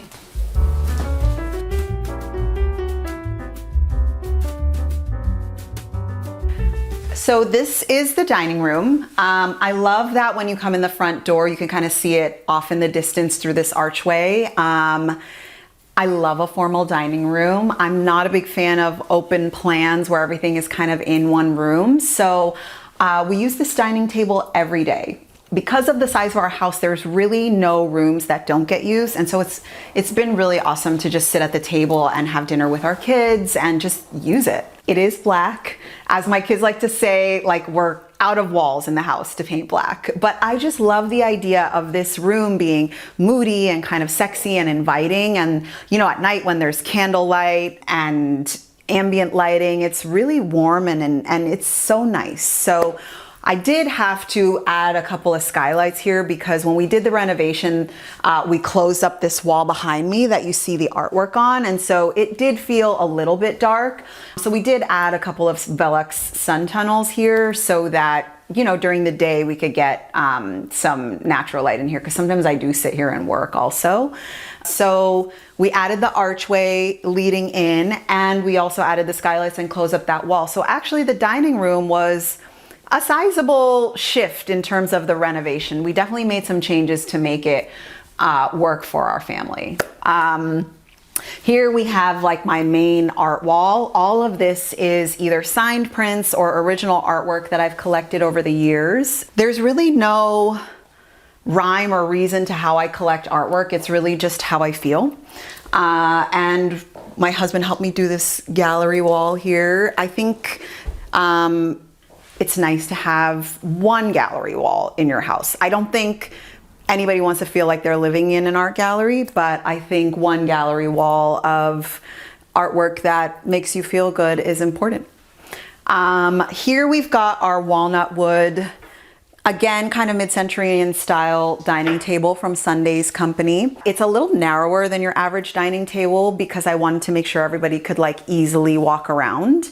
It's a very simple wood. It's beautiful, and the chairs are nice and wide, so it's really comfortable. Back here, we've got this huge diptych that I found at the Rose Bowl by an artist in Palm Springs. He actually does ceramic work, so it's very rare that he does paintings, but this painting, if you look at it up close, it's so precise. There's so much going on. I feel like I could stand here and look at it for 2 hours and not really fully comprehend what is going on. So I love it. I think it makes a statement on this back wall in this black room, and I tend to prefer larger artworks over smaller. I just think if you are decorating your own home, always go with the bigger artwork. It will look more expensive, it will look more designer, and you know, in terms of artwork, like bigger is better, always. That's my little hot tip on sourcing artwork. This credenza, I've had it for 14 years. Maybe not 14, I would say at least 10 years. I found it on Craigslist, and we repainted it. It used to be white and changed the knobs. It was my daughter's changing table. She's about to be 12. So I guess it's 12 years old. And it's moved with us everywhere across the country since then. And somehow it kind of works here. I mean, maybe we'll repaint it again. I don't know, but it is a solid wood, antique. And I just love that I used to change her diaper right here. And now it's still with us in this house as she's about to celebrate her 12th birthday. This mirror was the first expensive thing I ever bought. So I became an attorney past the bar in 2008 and immediately went and bought a car and bought some grown-up furniture. And this was one of those things. And what an amazing find, because again, this is something that has moved with us everywhere. I love a big mirror. I love the sides. I've contemplated repainting this as well, but I just can't like bring myself to do it. I think I bought it at like, I don't even know, like Living Spaces or something like that. And I think it was, you know, at that time I was 25, it was like $1,000, which is a lot to spend on a big mirror. And I just love it. I think that it bounces light. Again, this is a dark room, so it kind of just like reflects all the light from the light fixture and these sun tubes. So yeah, I just love the mirror. And at night when we have the candles and stuff like that, like it just is so nice. I don't think I'll ever get rid of this unless one day one of my kids wants it for their house or something. Now it's sentimental, so. Moving on to the rug, this is rug number 2 for the collection that I did with Ruggable. Again, we kind of kept it in that Moroccan sort of world, Berber style in terms of the design, but I wanted something that maybe was a little bit more neutral. And I don't always recommend having a rug in a dining area, but Ruggables are great, obviously, because they clean up really nicely, you can wash them, etc. So this pattern was inspired by, you know, color palettes that I've seen in India, and I thought that it would be nice to kind of give people like a little hint of something. So we've got some black and turquoise on one side, but it's not too overpowering. It's more about the shapes and like the overall sort of style of it being, you know, a little bit international. So yeah, I obviously genuinely love it because it's here on display in my house. I think that's my goal in life, is to kind of only put things out in the world that I would want to consume for myself. Over here we've got this light fixture. I think I got it from Polly and Bark. It's been up here basically since we moved in, so over 5 years. It adds a ton of light to the space. It might be time for a new look, I don't know, but I love the sculptural nature of it. I've hung it kind of low here, just to kind of provide more light on the dining table. I didn't want it to be too high up and close to the ceiling. I wanted it to sort of add shape and also illuminate the table. And I like that it's long. It kind of moves around all day long. So again, I like an ever evolving house. And so anything that kind of changes its look here and there, I'm here for. So yeah, I don't know how much longer I'll keep it, but for now, it's here and it's worked with all the iterations of design that I've done in this dining room. So over here in this corner, I just needed more storage. That's really what this is about. So these are 2 IKEA Billy bookcases. I'm sure everyone has some version of a Billy bookcase in their house, and we painted them black because at the time I bought these, they didn't come in black. Now they do. And I wallpapered the back of them with this like peel and stick wallpaper just to add some color. Here are my little plant babies. Like I said, I'm a big plant mom, so you'll see plants everywhere. And it's really extra storage for all my tchotchkes. Again, we use all this stuff. We use the bowls, we use the plates, we use the candlesticks. There's really no styling happening here. It's just more storage than anything else. But I think it works because, as you can see, most of the dishes and stuff like that, they're all in the same color palette. So I think you don't need to overthink styling and, you know, display if things are generally in the same color palette. So if you're not too sure how to style your shelves, I would say start with a color palette of like 1 or 2 colors. Here we've got a lot of white and terracotta. This I picked up in Mexico, so that's like a moment there, but everything else is kind of in the same color world, and I think that's probably why it works.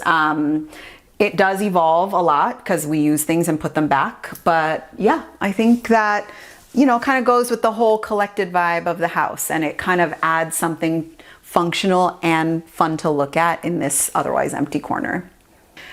The advice I'd give somebody who wants to kind of transition into interior design is to learn, like take some classes, get some technical knowledge. The reason that it worked for me, I think, and, you know, kind of ballooned so quickly is because I had two previous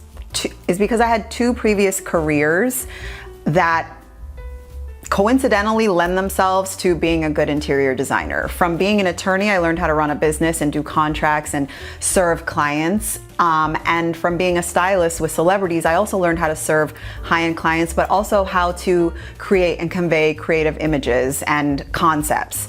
I think if I didn't have those, you know, collectively 15 years of those 2 careers, I don't think I would have found success as quickly. So I definitely think interior design is an amazing career, but you do have to have some form of, you know, training and education on how to run a business, how to serve clients. And if you have time and money, you should definitely get some technical skills. I didn't know how to draw, I still don't, but I had the business wherewithal to know that I needed to hire somebody who could right away. My favorite home design tip is to design around the natural light. It's kind of something that you can't fight in any house. It kind of is what it is unless you're gonna start busting out walls and adding windows, which you can do. But if that's not an option, you kind of have to go with what the natural light is doing.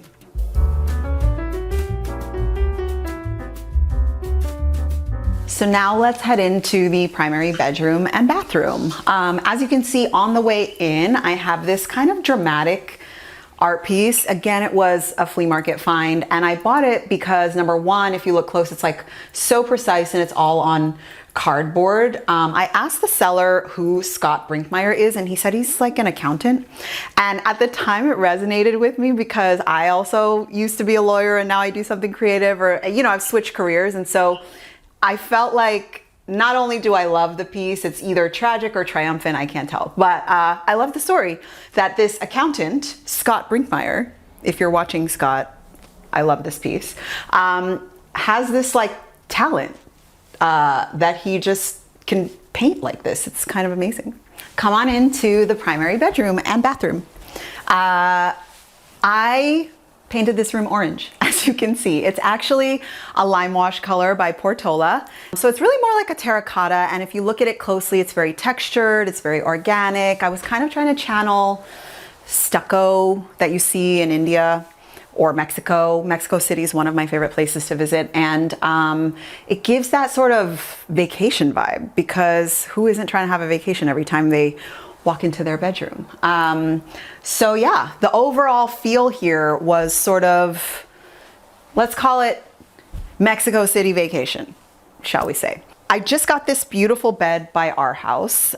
It is kind of on the low side, and it's a platform bed. It's this beautiful like black wood. And the best part about it, which I'll show you over here, is that it has storage. There are drawers underneath. They slide out so easily. And yeah, in a small house, guys, I'm always looking for ways to store things and keep clutter to a minimum. So I love this bed. It's called the Bodhi bed by Our House. The overall vibe in here, like I said, is vacation. This light fixture I love. I got it from Soho Home. It's actually fabric, but it kind of has like an elegant gathered look to it. So I thought it was very reflective of how my husband and I kind of live. We like nice things, but everything has to be touchable. Everything has to be something that you can actually use, or, you know, that we wouldn't be too upset if it got ruined or anything like that. So this light fixture from Soho Home's new collection, I am absolutely obsessed with for that reason.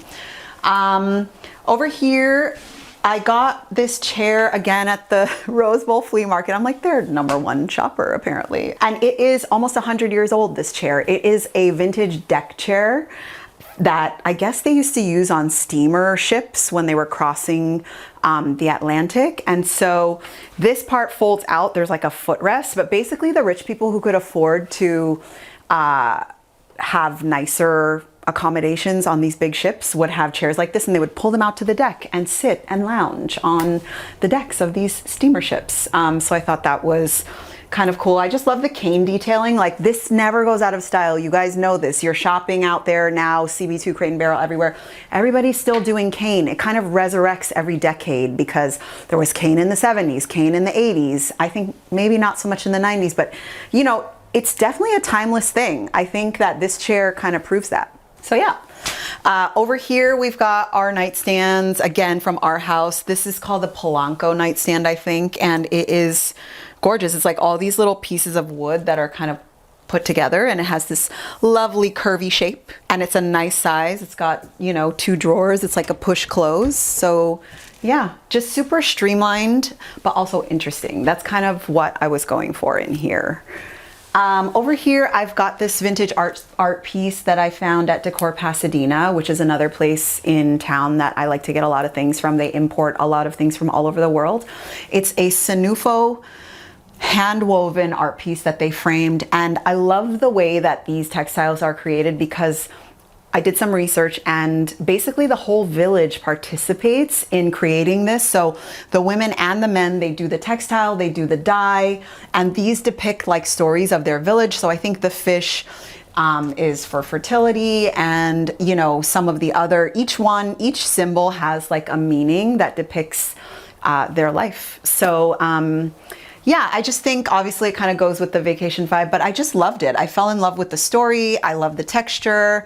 And they're kind of hard to find. So if you can snap one up on Etsy or somewhere, consider yourself lucky, because they're not always readily available. The rug here is from CB2.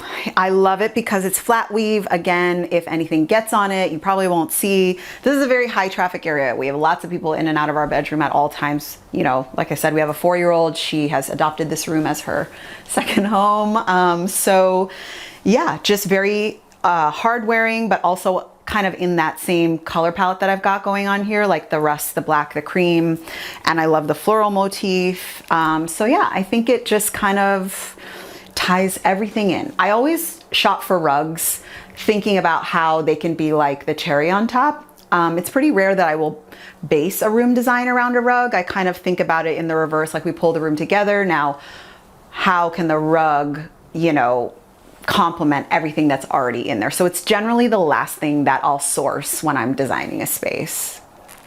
So I went with these black linen shades just to add moodiness and drama. As you can tell from the rest of the house, I love black and I love moody design. And I thought that the black felt a little bit sort of rustic and different. And there was really no other thought process behind the fact that I knew there was going to be some black in terms of the artwork and the bed. And so I wanted to tie it in with this linen shade that kind of feels a little bit organic and handmade. Moving over to the dresser. This dresser I think we've had for a long time. It was not an expensive dresser, but it provides that little hint of mid-century style that I like to throw in every room in my house. And it's this beautiful walnut color. It's held up really well, and it just provides great storage and kind of some architectural detailing and some gold. So nothing, you know, spectacular to say about the dresser except that it's functional and it's got a cool shape. My favorite room in the house right now is my bathroom. We actually just renovated it. I waited 5 years to do this. Every other space got touched before my bathroom. My bathroom was last. And I kind of went all out, which you'll see. So it's a tiny space, but it's really enjoyable to be in.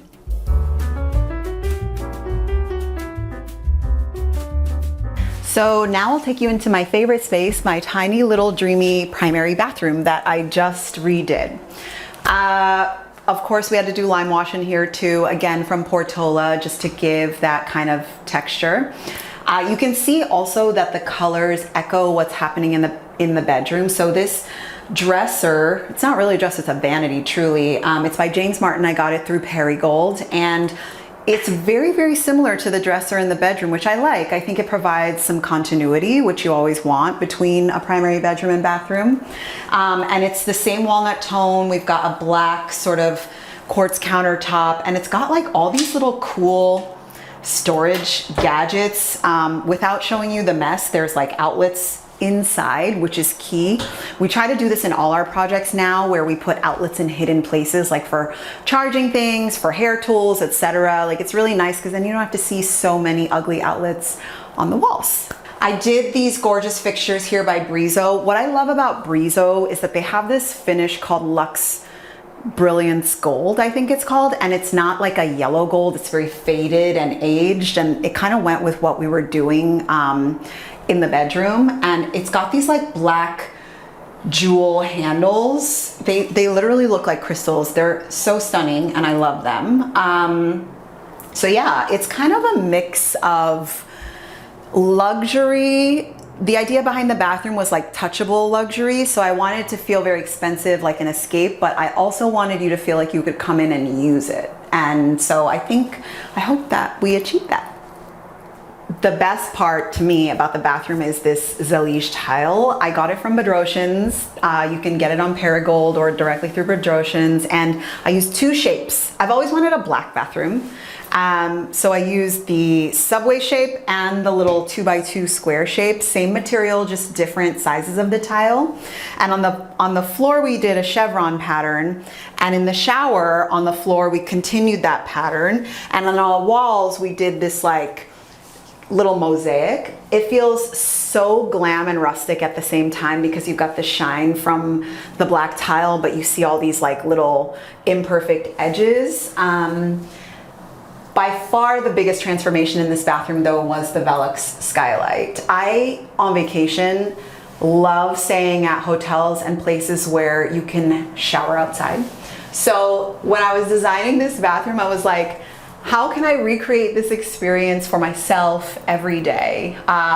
So we put a skylight in the shower, and when the guy was installing it, he was like, why aren't you worried that someone's gonna see you? And I was like, no, if a bird sees me, if a plane sees me, it's fine. Nothing they probably haven't seen before. So what I love about this one is that it's solar powered. You just push a button and it opens. And you feel like you're showering outside, but you're inside, so no bugs. And it just provides like so much fresh air. Like, what more could you want? It's like the most lovely, luxurious shower experience. All the steam goes out. Like, it's just so nice. Really has improved the quality of my life, I'll tell you that. As far as the fixtures go, we again went with Brizo. Gotta have a hand shower, gotta have multiple levers, multiple options. We've got like 10 settings on the shower head. Again, like Brizo just really, really gets it when it comes to bathroom fixtures. You need lots of options. When I was renovating the bathroom too, it never had a shower bench, which I think is a necessity because like, how can you shave your legs without somewhere to prop your leg up? It was complicated for a while there.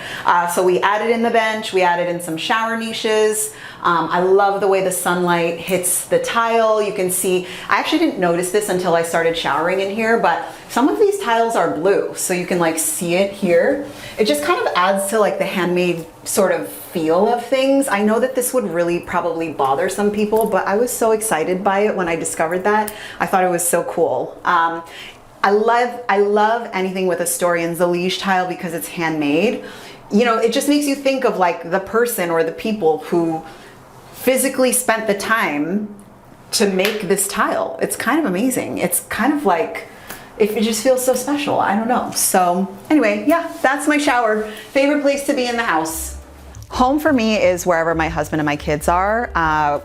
We've lived in a few different places, big, small, cozy, you know, doesn't matter as long as we're together with our friends and family. So I've tried really hard to create a home where people feel welcome when they come here and where my kids feel like when they grow up one day they want to come back to.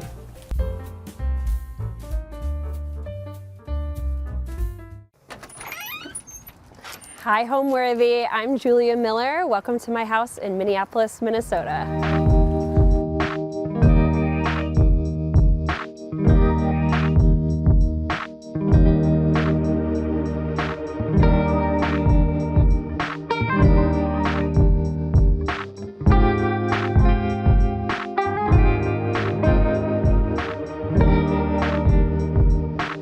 You're watching Homeworthy, where we believe every home has a story.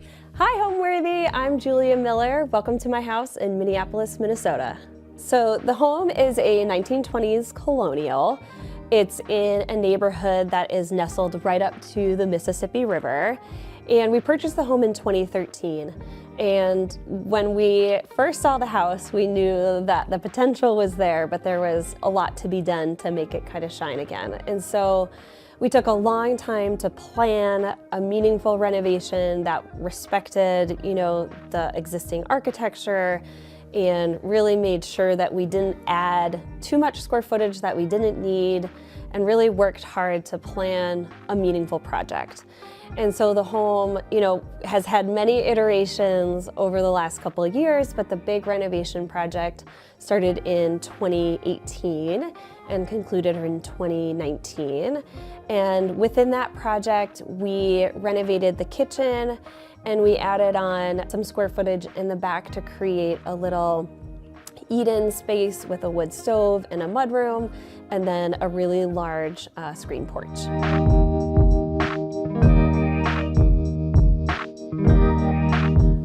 This is our main living room. Being that it's a 1920s colonial, it is long and narrow, you can see. And this room really functions in so many ways for my family. It's our main TV space, it's our main entertaining space, and it's our main reading chill space.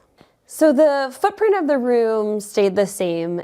That's all original. We worked with what we had, but the biggest change that we made was to the fireplace. So historically, the fireplace was about 14 inches deeper than what it is now, which made it really impossible to get a furniture arrangement that allowed for any sort of conversation.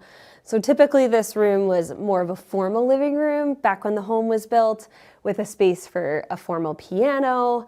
And so they weren't really thinking about, you know, kind of maximizing furniture like we are today. And so by slimming up the fireplace profile, so we reduced it to 6 inches overall for the mantle, that really allowed us to then get in 2 additional furniture pieces, which allows for so much more conversation and so much more flexibility of the space. This room was a complicated puzzle to put together furniture-wise, and I feel like we tried every different furniture arrangement, and we landed here and we're super happy. This area over here is more of our reading nook. Both of my kids in the morning come down and sit in these alpaca reupholstered vintage chairs, and they kind of have their morning wake up over here. As we transition to what I call kind of the main part of the living space, super deep, comfortable sofa that accommodates all 4 of my family members, which is great. By, you know, kind of reupholstering it over time, which as you can see, we've done it in a contrast fabric for the seat cushions and the back cushions. We're just trying to maximize the life we can get out of this particular sofa. Again, space is limited, so we've maximized our lighting opportunities and kind of came up with as many creative lighting solutions as we possibly can. So lighting is something that's super critical and so important for every single space. I would say it is the hill I die on for every project. And collecting lighting from many different sources, mixing new with vintage, I think gives you the best possible chance at having your home feel more collected over time than just like bought all at once. And so this light is by Valerie Objects. It's a new production light. It's very simple in form. It's got this porcelain shade with this unlacquered brass kind of arm. And it really allows, us to have, like I said, the maximum amount of space so we don't have a base to deal with, but gives really great illumination for reading on the sofa. Lighting over here, given that this is, again, a narrow walkway, we're thinking about like projections and how far out things can be. And so this is an alabaster light by Allied Maker, and it kind of gives just a nice glow, kind of washes the wall, really ambient lighting.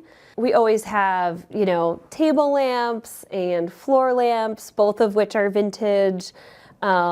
We changed out the shades on this one to have just like a little patterned stripe. So don't forget your lamp shades. They can be a moment as well. And then moving into sconces. So sconces are another area for, lots of kind of ambient and task lighting as well. And these are vintage 1960s Italian fixtures. In this corner over here, we have a handmade light by one of our favorite LA designers, Blanche Jelly. And then over here is one of our another favorite vendors. This little swing arm sconce allows like flexibility for where you want it, and the shade can kind of tilt. And that light is by Lumfardo. The palette for this house was kind of established to reflect the outside in. So we are huge proponents of looking at the natural world and seeing what lies outside for inspiration for what should come inside. So we live in a wooded area. There's a river just right across the way. And so the palette and the textures and the color all came kind of from outside. And so we built that in strategically to the furniture pieces as well. And Minneapolis is a 4-season climate. So having spaces and pieces that were flexible and could, kind of change throughout the seasons or, stand the test of time through the seasons was really important as well. So, we picked up small prints, like this little Jasper print that we put on these chairs. It's more of a block print, still very, very earthy, and just kind of gives, kind of a nice overall pattern sort of feel to the space. The rug is a plum colored rug, hand woven by some women in South Africa. So kind of the way that, spaces come together is also through like collecting and relationships and knowing people. And so having things in our home that came from people that I know and work with all the time was really special. So this rug was hand woven by them in South Africa. And then the textiles just kind of have been collected over time again as well, but trying to tie, more of an earthy palette together with these ochre colors, adding in a stripe for another print opportunity was important as well. So art in my home is ever evolving. There are a couple of pieces that have stood the test of time, but truth be told, we don't have a ton of wall space. So what we do have is important to us. And this piece, I go to Round Top, Texas a lot to curate vintage pieces for our client projects. And I saw this piece and I connected with, not only the woman that's there, but also the palette and the wood frame. And so it kind of lives here on our fireplace. But I will say things do kind of float around. So sometimes she lives there, sometimes she's hung on a wall, but in general, this piece of art just kind of had that instant connection. So similar to the chair profiles, particularly on this half of the room, I wanted things to feel light and not so heavy given the fact that we're working with a really narrow space. So, but I still wanted a lot of texture and a lot of interest, and again, a natural material in here. So I opted for this Calcutta coffee table with these beautiful oak legs. And it's styled pretty simply, mostly because I have kids and the coffee table is ever evolving. So for today, I've placed some of my favorite books that, kind of paging through both for inspiration and as well as just kind of color and interest. Never without a beautiful pack of matches for candles, both on the coffee table or the side table. And then the piece that does stay on here every day is this vintage chessboard. And I'm gonna disclose right now, I don't play chess, but you probably do, and you will notice it's not arranged, how it should be. So this is my best guess. But my kids play chess with my husband all the time, with their friends all the time, and it's a really great thing to just have out for anybody to play whenever they want. The next kind of piece of the room, so the room is kind of in 3 separate phases, I think, like the little reading nook, then the main living space, and then the TV. So TV is obviously something that's really important. Everybody wants one, me included. And finding a spot for the TV that was not above the fireplace was important to me because I wanted you to be able to have an experience in the room that was not centered on the TV. And so our TV is just a 43-inch, so it's not huge, and it's mounted over this burl wood and leather credenza made by Rummler. And what I like about it is, again, adds in another texture, another beautiful material, anchors the space, but doesn't necessarily take up a ton of physical space itself. And then we kind of place these little ottomans for, just kind of finishing off the vignette, as well as additional seating if you're playing chess or just kind of hanging out in the living room. The other element of the room that I really like is we have radiators. And so one of the things that I wanted to do early on was just kind of cover them with a beautiful natural wood. So these are white oak kind of cover. And what that does is I think it creates a really clean line in the space, and it allows for us to display more things like books and little trinkets that we've kind of collected over time without sacrificing any of the function of the radiator itself. So my transition into interior design is a little uncharacteristic in some ways. My first career was in clinical social work. And in that role, I served clients mostly in a home-based capacity, meaning that I would go to them and I would kind of, figure out what in their environment was working for them and wasn't working for them, and try to really maximize, their ability to thrive at home. And I think that foundation of work really helped me springboard myself into interior design, because I feel like there's so many components of interior design where you're listening and you're putting together the pieces to create a space that works not only for the client, but also works well in the community and the situation that the home is in. And so, social work, while maybe unrelated in some ways, really helped me provide a framework around how I think about how homes are created and the importance of what functions need to be in the home in order for it to best serve the clients. So come with me to our dining room.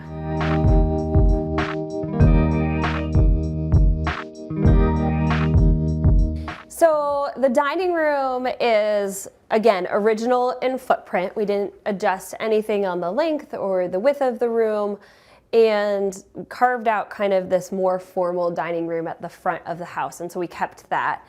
And what I like about it is we get great natural light from the front of the house. This window, which was original, kind of floods this room with great light. So it's one of my favorite rooms to be in.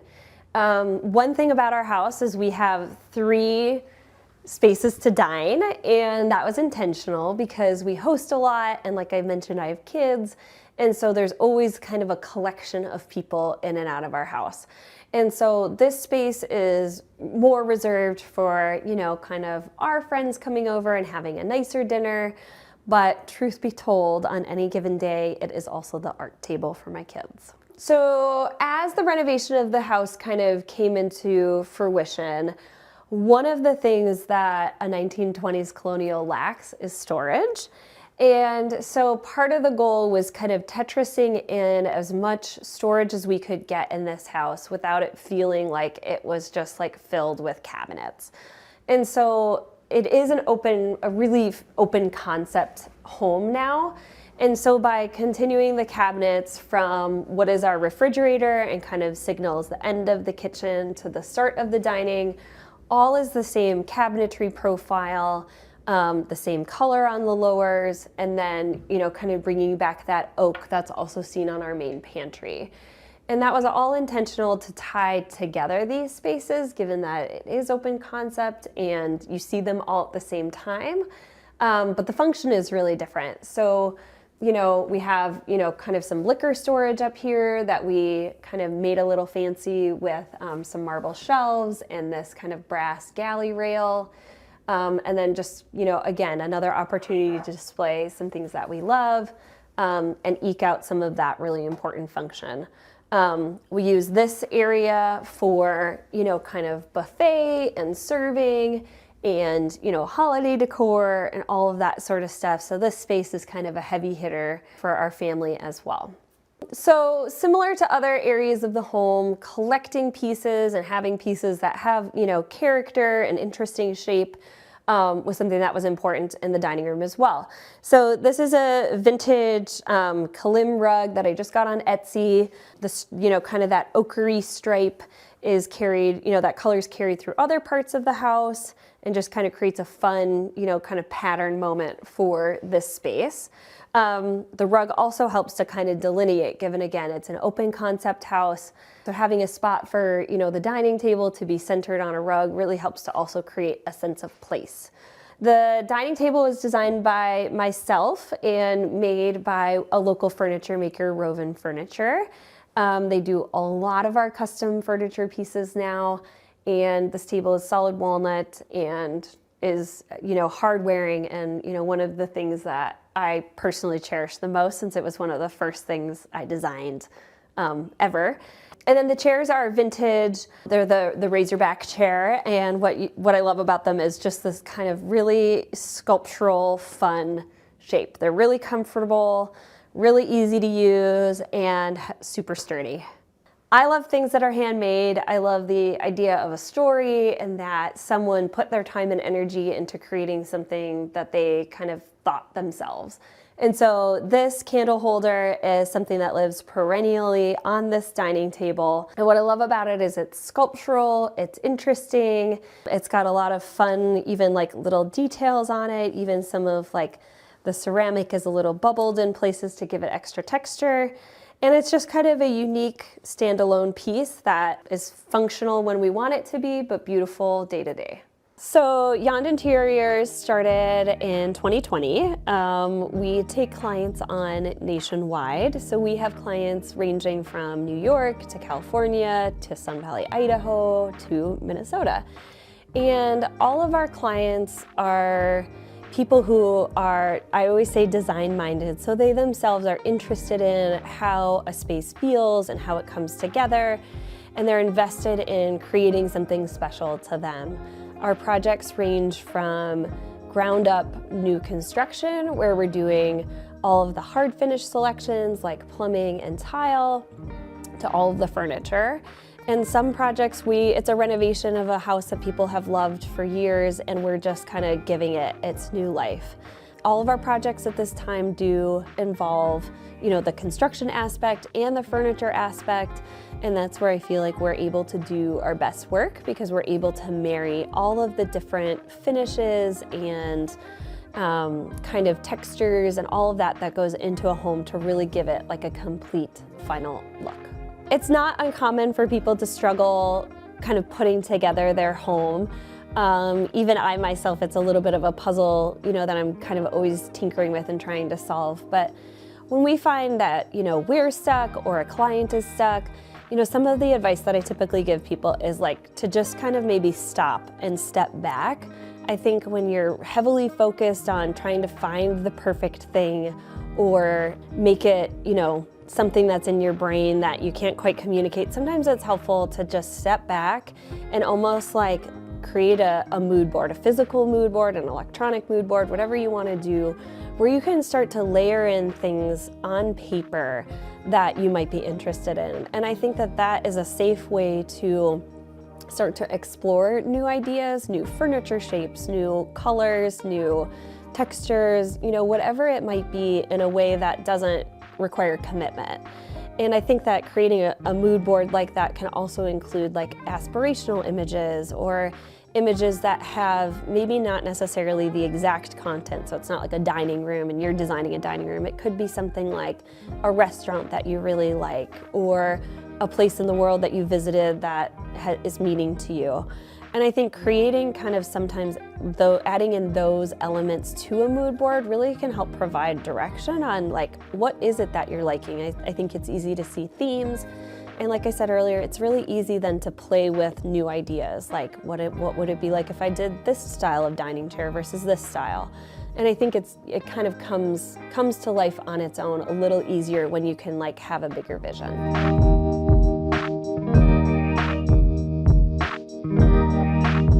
Okay, so now we're transitioning into the kitchen, which is only one step away from the dining room. The kitchen is literally the heart of the home. It is the place where we entertain, cook, spend the most time, and it is, you know, again, really open concept. So you see it from the front door. So we were kind of designing the kitchen and thinking about, you know, what we wanted it to look and feel like. The goal was really kind of make it feel almost like a piece of furniture in the house and not like a big kitchen right in the middle. So we intentionally chose, you know, natural materials like soapstone and, you know, tried to create a consistent wall finish, both with, you know, kind of the tile matching the paint on, you know, the perimeter cabinetry, and tried to carve out a space that felt like, you know, it could belong amongst the rest of the house. When we were designing this kitchen, one of the things that was super important to me was a butcher block space. We use it to cut literally everything and anything all day, every day. It is probably the hardest working spot in our kitchen. There's oftentimes at least one person standing here and a child receiving some sort of fruit. But I love it because it, again, adds like a little moment of like, oh, that's unexpected, but it's incredibly functional. The footprint did not change significantly. Again, it's a narrow kitchen, and again, follows the existing architecture of the home. And so really what we did was we just took out a main wall that was previous between the living and the dining, and then kind of recaptured some of this space for the kitchen. And the kitchen really is hardworking. Like I said, we use it every day, and we really wanted it to be a place of fluidity where you could kind of like walk in and out and kind of access easily. So kind of keeping the material palette, you know, somewhat neutral, but still interesting and textural. Choosing Benjamin Moore Revere pewter for the main cabinets kind of allowed this wall, in my mind, to stay a little quiet. You know, like I didn't want it to be a huge focal point. There's already a lot of cabinetry and a lot of details happening, and quieting down the paint color really felt like I could kind of continue with this kind of like serene, calm vibe I was going for. Then on the island, we painted it Benjamin Moore Midnight. So it's got a little bit more contrast to it. It's like a deep blue, sometimes reads black, certain lights, but it's just got, again, like that kind of earthiness, kind of grounds the space as well. Furniture pieces, again, super important to me that they're interesting but functional. These are a kind of a leather, almost like a sling-like stool with a maple kind of base, and these are made in Philadelphia by a company called Losteen. This is a vintage, I think it's maybe Turkish rug, I'm sure you can correct me, that I just found on Etsy. We like to use vintage rugs that have a lower pile for hardworking spaces because they clean up really well, they don't hold a lot of dirt and grossness, and they, you know, kind of can stand the test of time. So the pendants are just large kind of opaline style globes by Allied Maker. And, you know, the lighting in here was something that was heavily considered because I didn't want it to feel like, oh, every single table has a pendant and they all are the same. So varying lighting shapes was something that was super critical to me as I was designing this house. And I knew that I wanted the most light output put out over the island. And so I chose that fixture first. and chose, kind of a globe that would diffuse light everywhere, give you great task lighting, but also can be dimmed for great ambient lighting as well. And then paired it with other fixtures kind of on the opposite sides of it that were more sculptural and a little less traditional. So creating a sense of space was kind of a trick for this house, given that it's long and lean. And so I wanted to create different kind of moments in the house. And so similar to the living room where it's like a couple different vignettes, this space is also that way. And so you have the main, kind of dining room that's over here. And we chose to not continue the ceiling treatment that's in the kitchen and the sunroom, only because I wanted this space to feel separate and special. So we lime washed the walls that continue throughout the space, but then we also lime washed the ceiling, which I think again gives it like an interesting texture and again creates that kind of delineation between spaces. So it's not all one giant space, but you kind of, when you're in here, you feel like, oh, you're in almost a separate room. So in part of the renovation, we added a main level bathroom that was not, previously existing in the home. So that was important to us. So we can have all ages and abilities here.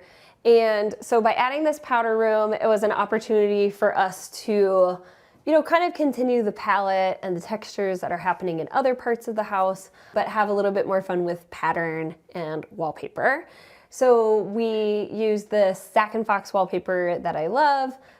It's hand painted, so it's got like these little details on it, like you'll notice little bees and kind of little fun things. But then the wall tile is a Zalige, and given that it's a hardworking bathroom, I wanted it to be as durable as possible. So given that it's a powder room, we didn't have a lot of space to work with. So by wall mounting this Waterworks unlacquered brass faucet, it allowed us to kind of maximize the amount of depth that we could get for the sink. And so I custom designed this sink with this kind of larger apron front to kind of show off the awesome marble that we used. And then, kind of added in a little bit of extra storage just with this shelf to hold, hand towels and extra supplies and things. I would say our design approach is extremely reflexive and people specific. So we really aim to create environments and spaces that reflect the people that live there. So similar to my social work background, creating tailor-made spaces. Everybody's different. Everybody has different values and different hobbies and different, priorities. And so the way that we create homes is really responsive to who our clients are. The other element that really informs and shapes a lot of our work is where the home is located. We work in a lot of historic neighborhoods, and we also work on a lot of second properties for people where the goal is adventure or the goal is to fulfill a dream with their family. And so we're often taking cues from what's happening outside to give us some perspective on what should happen inside.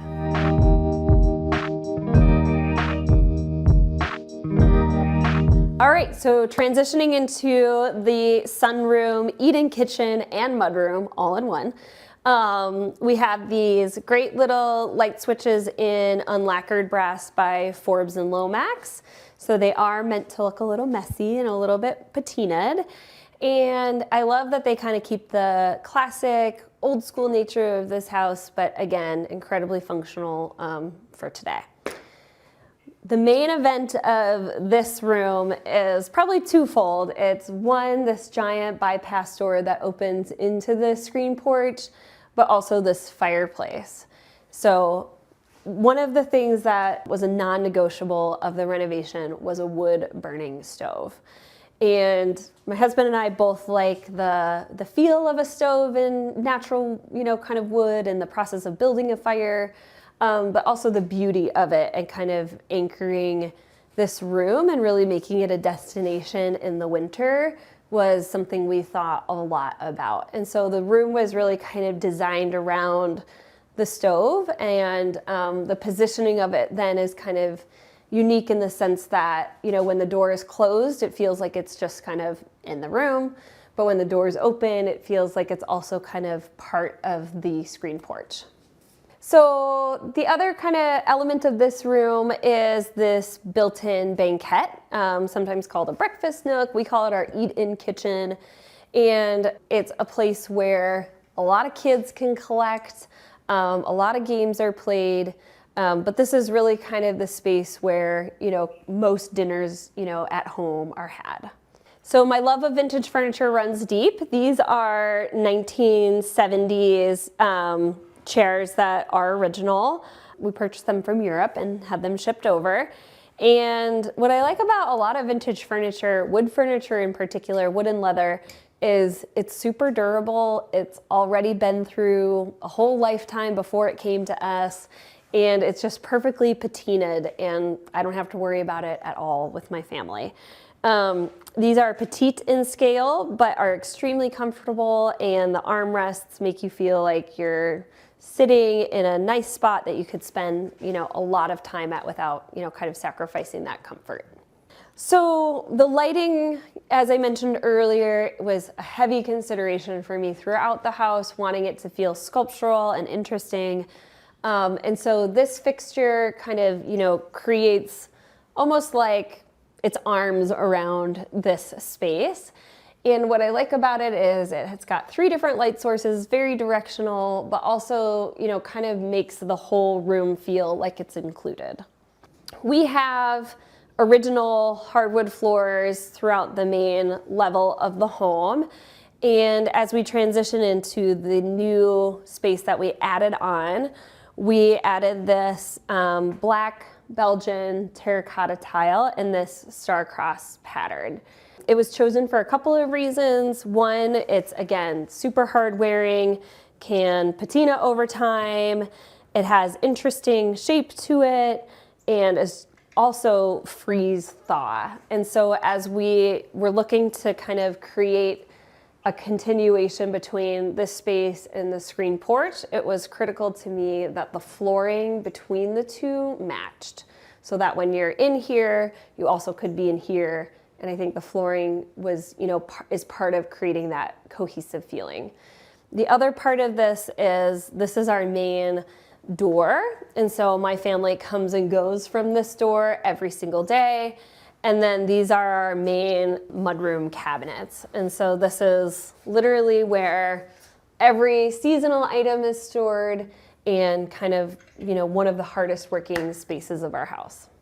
So to connect the two spaces, we added this large bypass sliding oak door from Marvin.